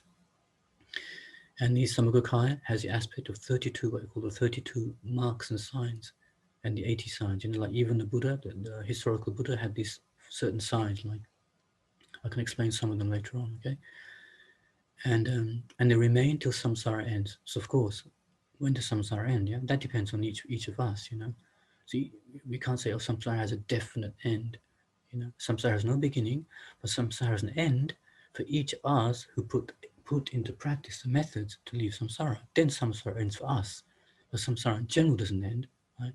But for us, it ends. You see, for example, if one of us achieves our what we call self-liberation, individual liberation, then samsara ends for us because we're no longer under the control of karma and afflictions, right? Of course, some of us then go on further to be fully enlightened. Samsara ends as well, completely. So samsara ends for each of us because samsara, there's what we call samsara, the environment in general, yeah, the world, what we're living in, and samsara being us, our aggregates, being taken again and again and again. So that's what we're trying to end, right? in a way, because we can't end samsara, the outside world. We end the inside samsara. Then, of course, we don't take the contaminated aggregates anymore. Okay, that's a Sambhogakaya, and that, again, no use for us because we're not in a pure land. We're not Arya Bodhisattvas, so we're doomed, right? So, luckily, the Buddha has another form that manifests, what we call the Namanakaya. These are called the emanation bodies. Yeah. So again, there's three types of emanation bodies.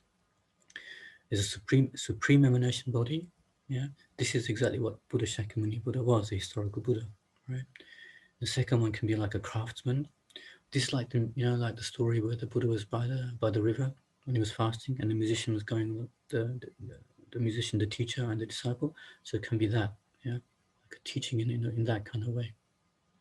And then the third one's in the Manakaya in terms of like uh, like in the Deva realm, in the God realms, in pure lands before they come here. So like Buddha Shakyamuni, before he came to this human system, he was in Tushita, yeah, as a bodhisattva in Tushita. So that's another Namanakaya. Yeah? So these kind of Namanakas exist, and these can be seen. But again, you see, the historical Buddha, were we there when he came 2,500 years ago? Were we actually in the human realm at that time? Who knows? And were we there that even if we were human, do we have the karma pure enough to see this being? Because you see, even when the Buddha came at that time, many people didn't see him as an enlightened being or just so much an ordinary beggar sometimes, actually. Yeah. Even the Buddha's cousin hated him, was jealous of him, or even tried to kill him, right? Some people maybe even saw just an aura. That was it. They couldn't see any other features about the Buddha's holy body. But some people with purer karma, merit, could see all the signs. Yeah, all the signs. Like for example, there were supposed to be wheels on them, like carved into ivory on the palms, the soles of his feet. Right, they could see that. And then also when the Buddha walked, he wouldn't leave footprints on. It's really bizarre, but he wouldn't leave footprints on the earth. He would leave footprints, but without touching the earth. He'd walk above the earth, like a few centimeters above, like with a cushion of air. Also he's huge. His shoulders, everything has. If you look at the causes for his hands, his arms. His arms were a little bit longer than what we normally humans would consider normal. Apparently, they came up to came if you stood, the arms would come down to the knees, right? Like if you see some of the Buddha, like there's a beautiful stone carving of the Buddha in the lying down posture in Sri Lanka. It's just carved into one solid rock. It's huge. But if you see, then you see actually the arm. It's almost coming to the knee. Right? So the proportions are really clearly laid out. So why? Because of apparently in all his lives as a bodhisattva, when he was practicing giving, he never rejected any being asking for anything. He'd always be able to give. Yeah? If beggars, whoever asked, he was able to give. And also his hands, his fingers tapered again because of his generosity, acts of generosity. And the eyebrows, eyelashes, everything. But like I think the black and white parts of the eye really clear, not no like like me, little red bits here and there, because of looking at beings with loving kindness and compassion all the time. So all the features, the physical features of Buddha came through many causes and conditions, right? So see, even when the Buddha came, some people were not able to see that. They couldn't see all those signs because of the impure karma, basically. Right? But still, if somebody that came and taught, we could hear the Dharma. Of course, it wasn't recorded. On MP3 players, or anything like that. But luckily, the disciples at that time had amazing memories. So all those monks are with him. So oh, that's what I heard at one time when I was a Buddha, and he said this. So it's like, so after he passed away, they all said, I think we better write things down because otherwise you might forget. So then the scriptures came, the actual scriptural teaching came, and that's what we're following. And luckily, that's what we still have. That we're still trying to, practice. Okay, so that's what we call the Dharma. Of course, it's the scriptural teaching, but then we have to put that into practice by listening to somebody who gives explanations on it. So then you see, so how, let's go back. So how did that mind, the enlightened mind, the Dharmakaya, how does it manifest a form? Because the mind doesn't have form, right? Because we looked at ourselves. Our mind has its own continuity. The brain doesn't produce the mind. So how does now this Dharmakaya mind produce a form? Which is because the Rupakaya, Sambhogakaya, and the Manakaya actually form, they matter, they can be seen. Yeah? So in the in the in the Bodhisattva kind of what we call Bodhisattva vehicle, it doesn't actually explain clearly. What it says is the the wisdom of we look at emptiness, we're realizing selflessness, of ourselves, phenomena. We when that mind gets stronger and stronger, we clear up all our afflictions. Yeah, that wisdom continues on to become the Buddha mind, the Dharmakaya. And the perfections with bodhicitta that we're doing, all the activities of perfection, generosity, ethics, patience, choice, effort, etc., they become the causes for the Rupakaya. So there's a little bit of somebody might question, but how can that produce a form? Because sure, the activities, the actions, etc., but how can that produce a form, right? So there's no clear explanation in the sutra system. So we have to go in the Tantra system, because Tantra, it talks about the mind in a very subtle state. They call it the subtle clear light mind. Right? So this subtle clear light mind is always together with a subtle wind. Yeah. So this wind, it's not like wind like having flatulence, like you've eaten too much beans. It's like wind, like a very subtle wind, and it's like a horse and a rider. So the mind rides on this wind, and this wind is subtle matter. Yeah. So when the Dharmakaya is achieved, so simultaneously the mind, the wind, which is the mount for this mind, takes form. So here we would say actually when the Dharmakaya is achieved, like the last levels of you've reached the Bodhisattva, Bhumis, and you're doing all these. Also, you might practice tantra. Actually, then you get into highest, subtlest levels of mind. You achieve enlightenment. All your obscurations are gone, and due to all your past prayers and karmic connections, you manifest, yeah, immediately, wherever you're needed. You see. So if you for the Sambhogakaya will manifest in a pure land, taking its own pure how to say pure land, manifesting in pure land, and in those beings you have only Arya Bodhisattvas with you, and you're teaching only Mahayana Dharma to them, helping them leave samsara. Then the Manakaya, with whichever sentient being you've had connection with, you manifest in the Manakaya. So it can be a supreme Namanakaya like this, like the unenlightened being, or it can be other forms, emanations, like this. So then we have to check where are we in our because we maybe we met the Buddha, we don't know. We just didn't have merit to practice well, so we're still stuck here after 2,500 years. We're still roaming around samsara. So where is the Dharmakaya now?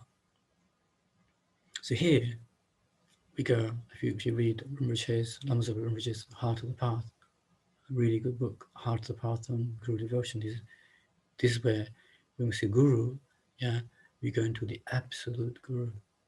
So what's absolute Guru?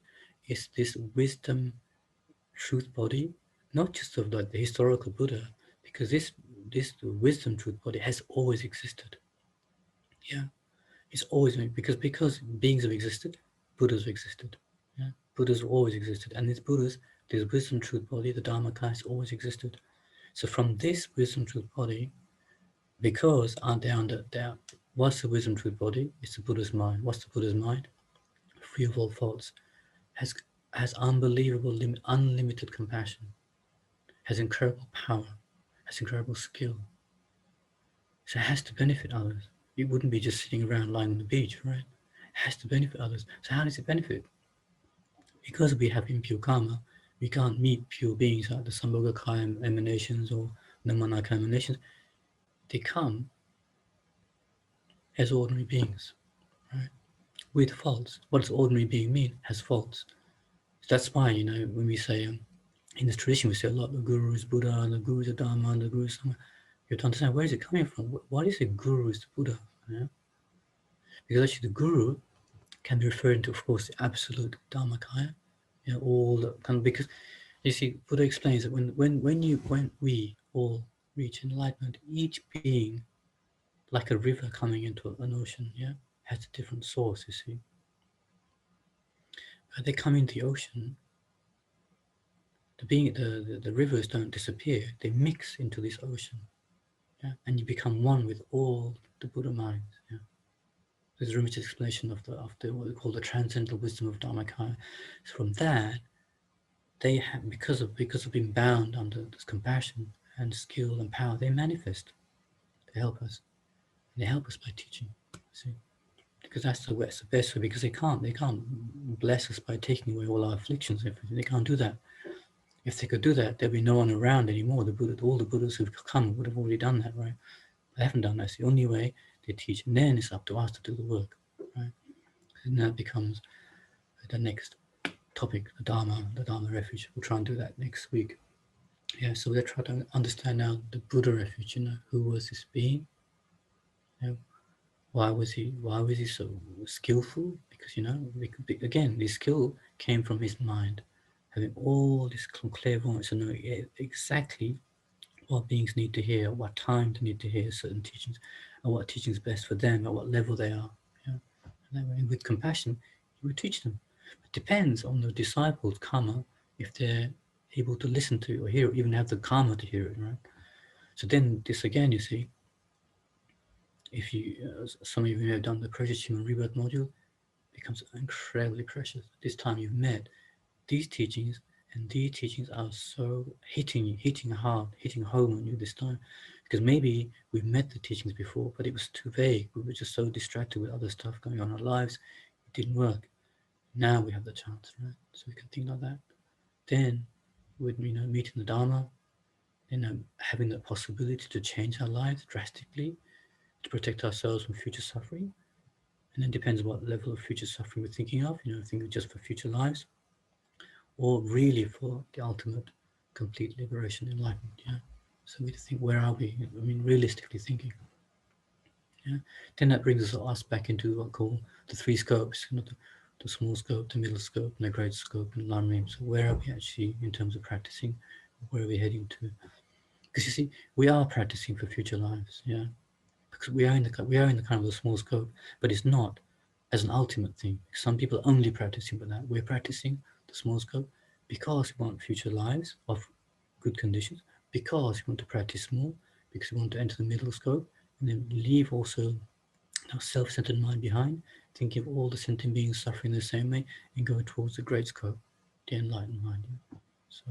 So we use the small scope, middle scope, we share it, but we're not looking for it ultimately like some beings are. Some beings, that's just where they are. If you tell them about enlightenment, it's just no way. No, I'm not going to stay around some sorrowful lifetimes to work for others. Yes, their beings are suffering, but I cannot do that. It's too hard, much too difficult, really, really difficult. And you see some beings, some countries even don't even have that, don't even have these teachings on the Dharmakaya Rupakaya. It's unbelievable. They think you're out of your mind, because that's what they believe. They believe the Buddha has now passed away. There's nothing you can do. There's no way he's helping us anymore. You have to listen to Dharma, protect your mind, and go out for yourself. See, I remember I was in a center in Sri Lanka, and I go to a center sometimes, and the teacher is quite kind. He doesn't ask me exactly all the nitty-gritty details of what the Mahayana do. Whereas one of the nuns there, she was bold enough to ask me, and I tried to explain. And my gosh, I got such a mind of, oh my gosh, you're in the wrong path completely. Come back, you must come here. This is what it really exists. I was like, oh no, what have I done? Because it's like almost a mind of anger was coming. I thought, okay, I shouldn't have said that. So you be really skillful, because that's just where they are. For them to say the Buddha's mind is still existing is impossible, because a mind to keep existing after all the delusions were gone means, because for them to take a body, right, it means the mind is still has got karma and afflictions. So for them it's impossible. You can't. The mind is pure. It will never come back to a body again. You see, we're talking about a pure body, Rupakaya. Of course. I mean, they take a body like a human form, for example. And then because of taking human form, they will pass away. But the mind is pure, you see. So it's difficult for some people to accept that. So we have to know that's just where they are.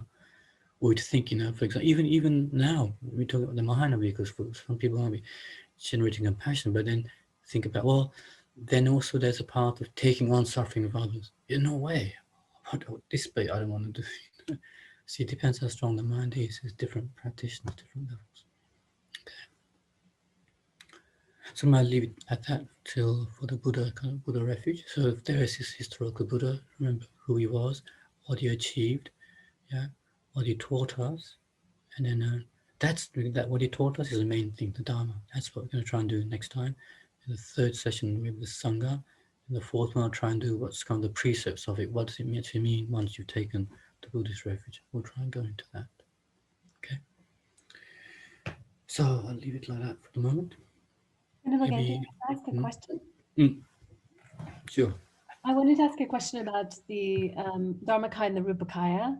So when we're doing meditation on the deity, like Green Tara or Chenrezig, are we doing meditation visualizing the Sambodhakaya? When we're visualizing the light body of Tara, the light body of Chenrezig, for example? Yeah, I think so. I think we are. But remember, I guess he said, I was a bit confused. I think he said not really, but I think you are. I think there are some Sambhogakayas actually. They are the Sambhogakaya forms. Yes. I'm trying to think about the advantages of that in terms of creating the karma to be able to then be reborn in Sukhavati or in one of their pure lands. Because if you're visualizing the Sambodhakaya, then is that creating the cause for you to meet that deity and to meet them in Yes, the land then? definitely. Yes, I want to definitely. get people excited when we do Yeah. deity. Oh, yes. That's true. It's a really hard thing. Rituals and practice, very, very hard. Yeah, it's good to inspire like that. Because, again, you see, some people are so automatically. You see, some so easy to visualize, and some people not. So I want to see. I think it's really karmic imprints. Of what we've been through before. That, like when I go to Kopan, I see people. Some people just hate it. Oh no. Some people, oh my God, it's so easy. It's much more easy to visualize than to watch the breath, for example. So it's really. Yeah, definitely creating. So again, yes, especially if you created now karma with a guru, you've taken like a specific teacher in your life, right? You made that commitment. So to think, this Tara I'm visualizing, this medicine Buddha, is the guru. Yeah, this is the guru manifesting, in the mind, and this deity is same, no difference. Yeah. So you see, when you see one Buddha, you see all the Buddhas actually. When you see one guru, you see all the Buddhas. There's no difference. When you see one guru, because he's your guru, he's manifesting from where? From the Dharmakaya. Dharmakaya is all the Buddha's transcendental wisdom minds. Yeah? All the Buddha's minds are manifesting now in that human form, the guru. When you visualize your Tara, again, it's like one, like pouring water into water. It's in one nature. That gives us so much blessings. Then the blessings are even stronger. Okay, so you can think that, for example, His Holiness the Dalai Lama is the guru, and you think that he's manifesting in the form of green Tara in this beautiful light body, which is Yes. the Sambodhakaya. So we've got his Nirmanakaya, which is His Holiness the Dalai Lama. Then we have the Sambodhakaya, which is, let's say, green Tara, and it's his mind manifesting in that form.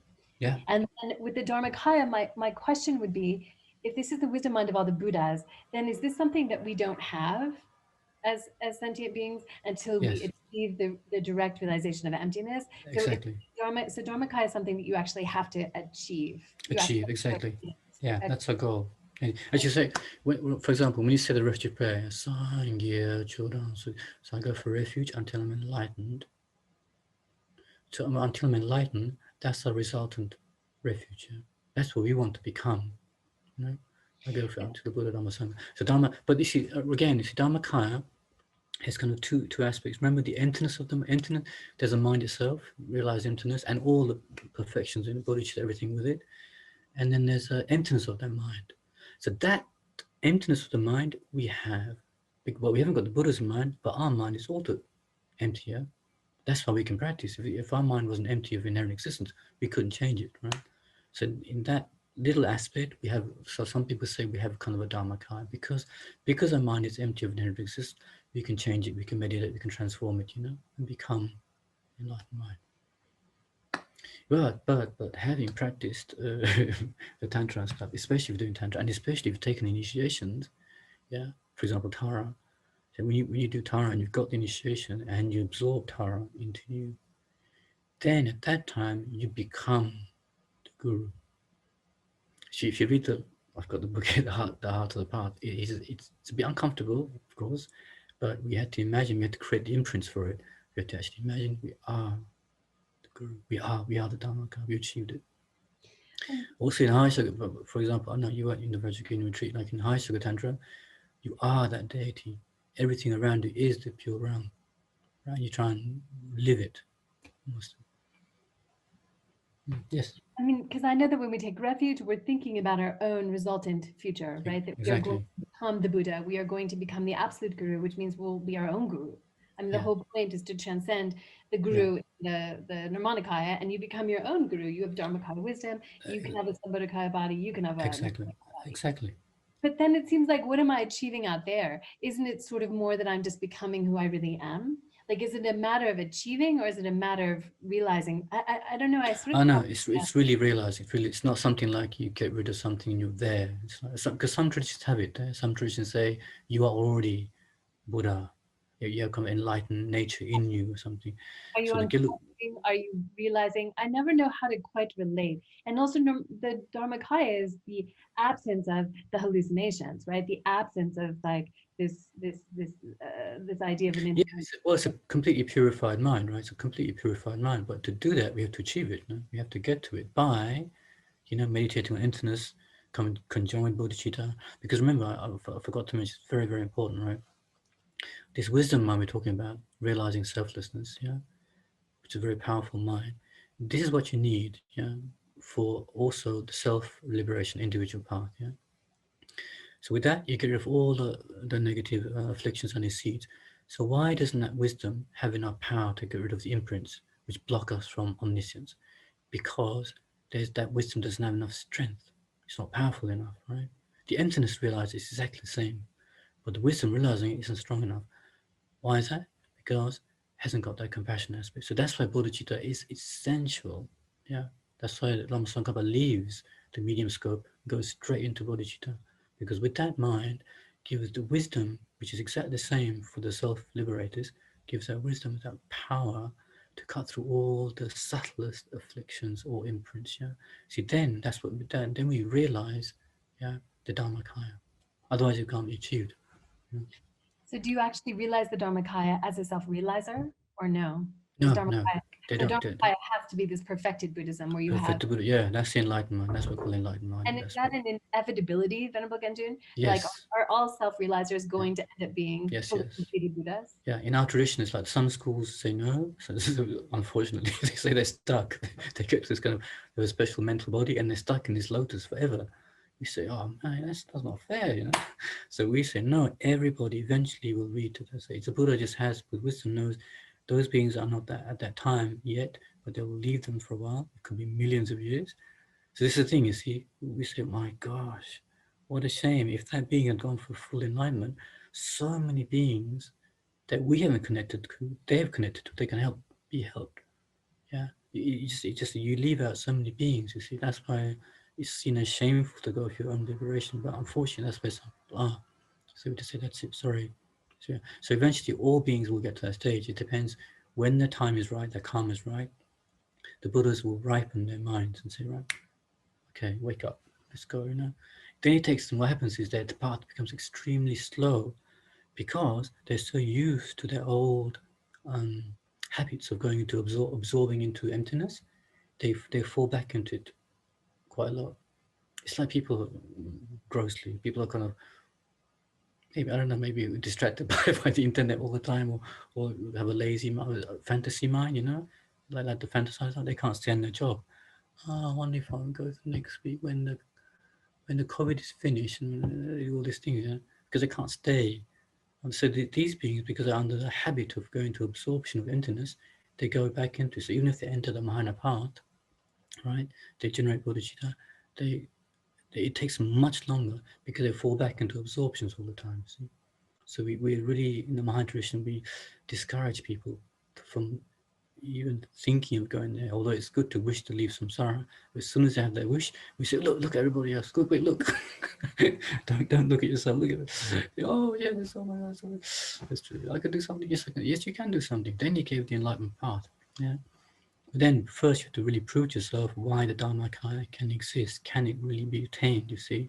So that's why some bodhisattvas, even before entering the bodhisattva vehicle, they check, can the Dharmakaya be achieved?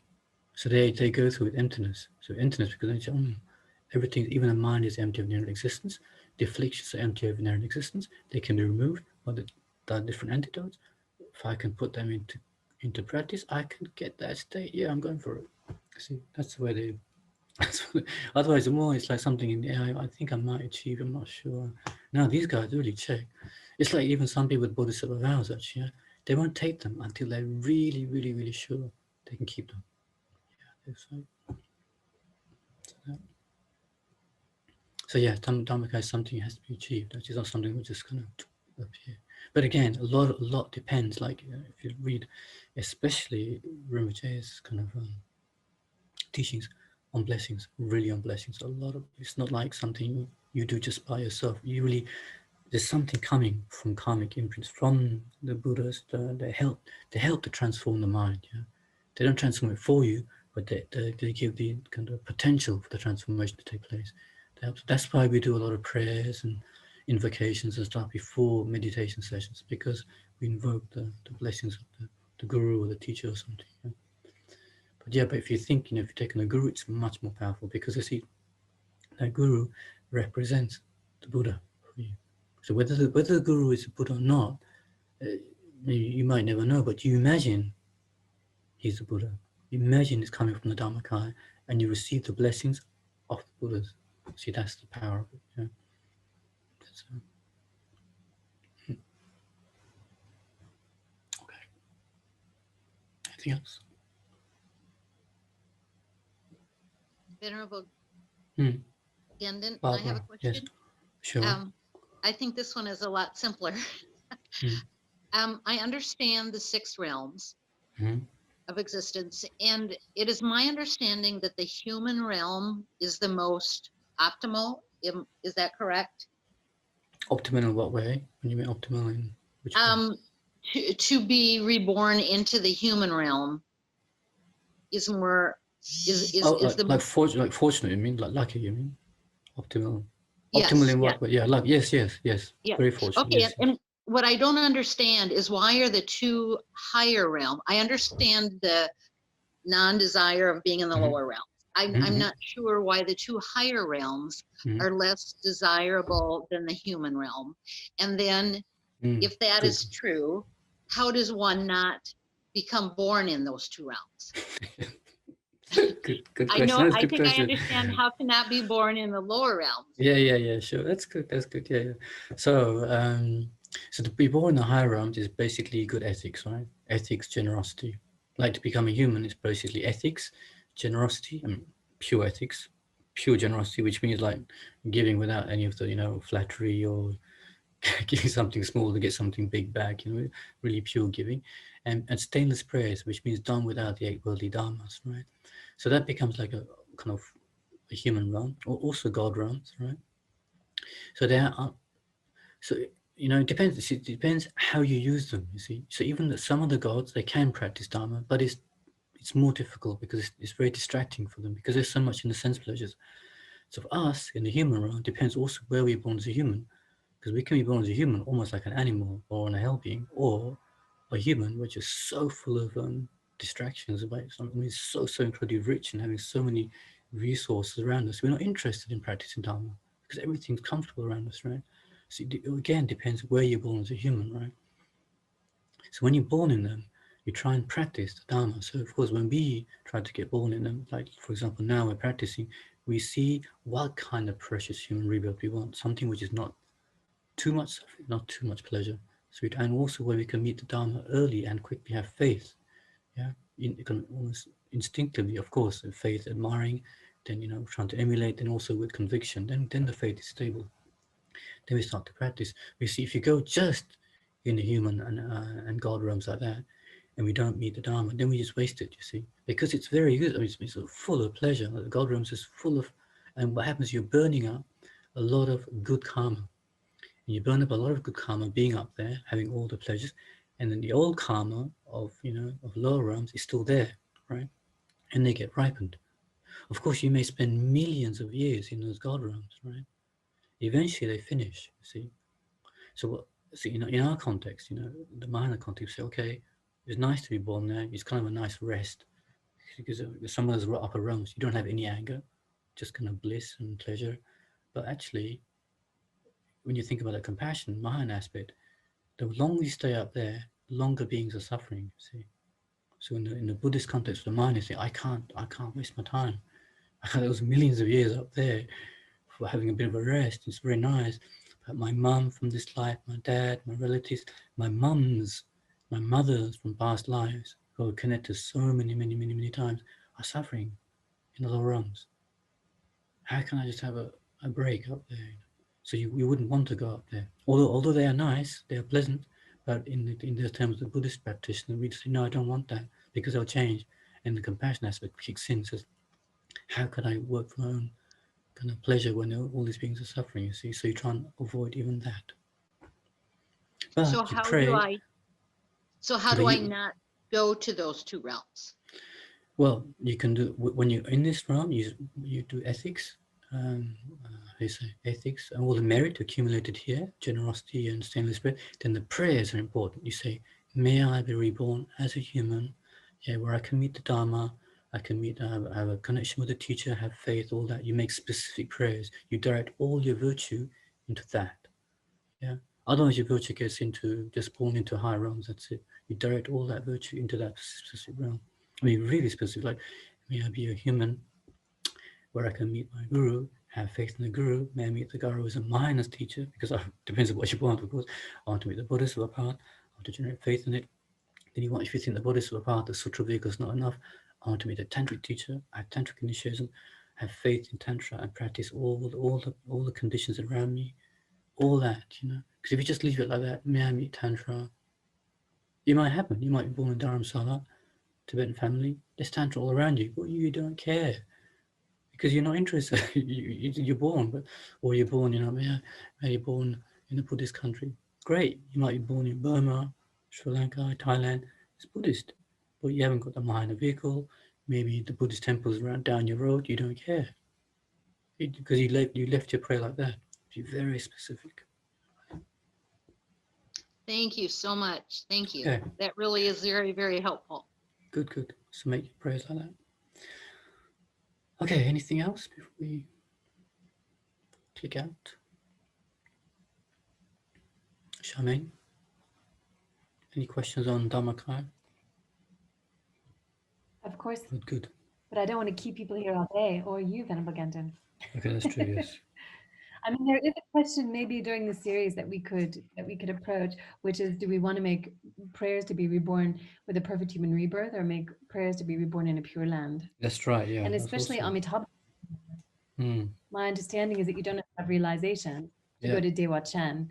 Yeah. But then my question is, do you get taught by a Nirmanakaya body or a Sambodhagaya body? And it's quite interesting, but yeah, that's I true. don't know. Yeah, I don't know.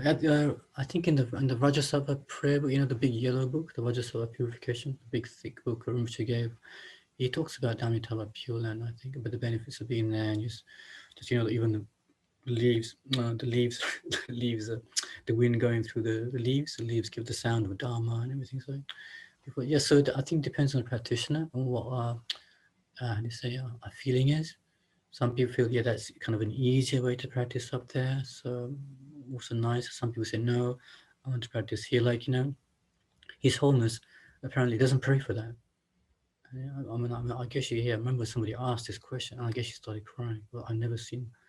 I guess she cried like this. He was like, even His Holiness keeps only saying, I wish to be born in samsara here till samsara ends, to be born in this kind of human existence till samsara. So he doesn't wish to go to Pure Land. Of course, depends how you see him. Because it's probably a Buddha, but he doesn't make that wish. He says, as a human being, he doesn't make that wish, you see. Because it's much is the harder practice is here, in fact, in the human realm. Yeah. For example, taking on being suffering, the Tonglen practice, all that, the purification is such incredible purification. So it depends where the practitioner is, the individual bodhisattva. Some prefer to be in the Pure Land to practice. Some people refer here. It doesn't make sense to me, Venerable Gendun, because you want to get enlightened as quickly as you can, so that you use your enlightened mind to benefit beings. So why would I go why would I do a harder, longer path? Because why imagine, wouldn't I go quick? No, because but even then, you see, for example, because some of the, remember, actually, when you do high sugar tantra, actually, the human body is the best base. Because other realms don't have the subtle drops and channels, you see, to practice. But I heard that in Dewa Chen, even if you don't have realizations to go there, you could still get tantric teachings. I'm not sure you get highest tantra yoga teachings. I practice it though. Hey, okay. Yeah. Higher sugar tantra. Otherwise, I thought, like, why aren't we all going to Dewa Chen? Yeah. Feel free to get out there. Maybe it's crowded. I don't know. Maybe it's already quite busy.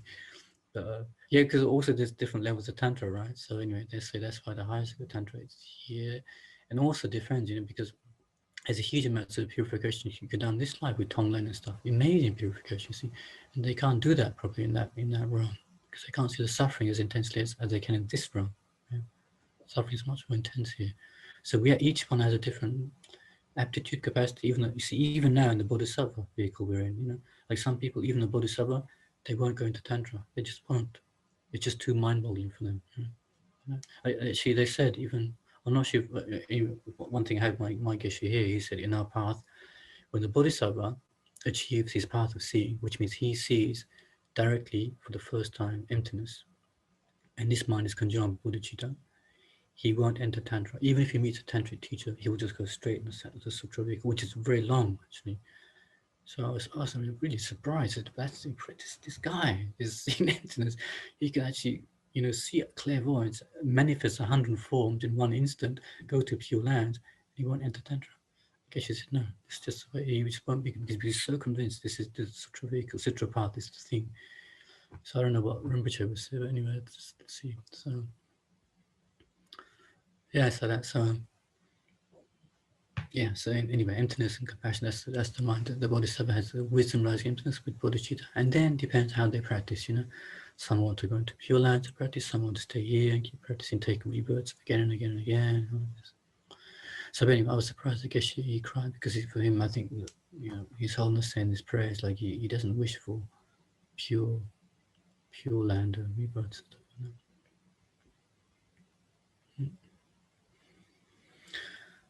Right. I think, should we dedicate? Right. I've got, okay, anyway, we'll just do some prayers. Some dedication prayers. Maybe Heather will pick them up. Okay, so let's go to, please put your body straight again in kind of the meditation posture. Reflect again in front of us the Buddha image that we visualize. So not Buddha image, the Buddha himself.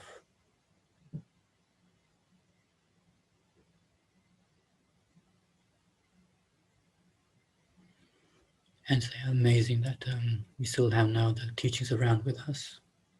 It's a miracle, it's still existing untaught. And people like Rinpoche are still teaching with these realizations. I had the fortune to have met these teachings.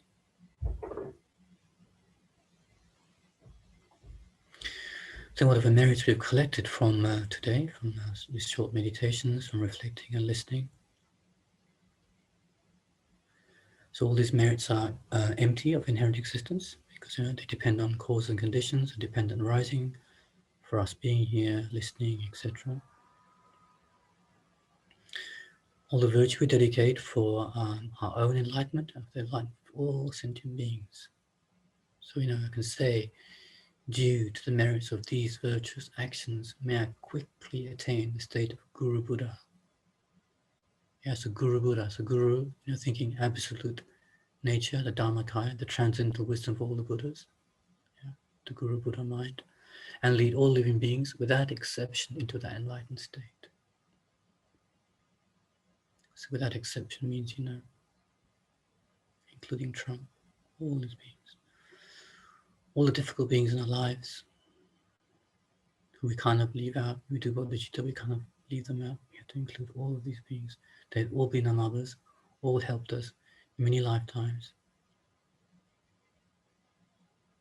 So to dedicate our virtue not just for our own enlightenment, may all these beings around us, may they all meet the perfect Mahayana teachings, be taught step by step, life by life, and be slowly led to enlightenment. Okay, next verse, we got one. I think richest long life. Or His Holiness, okay. The wish granting, wishful jewel, source of every single benefit and happiness in this world, to the incomparably kind Tenzin Gendun, so I beseech, may all your holy wishes be spontaneously fulfilled. He who upholds, subdues moral ways, serve as a bountiful bearer of all, sustaining, preserving, spreading Manjana's victorious doctrine, who masterfully accomplished magnificent prayers, honoring the three jewels, savor of myself and others, your disciples. Please, please live long. And for Lama Osel, Venerable One, to you whose kindness exceeds that of all the conquerors, for whose wanderers in far-off places, especially West, mindful of your loving concern for us, in intentionally descending again into a family of a far distant land, we make this request. O Lama, please, please live long.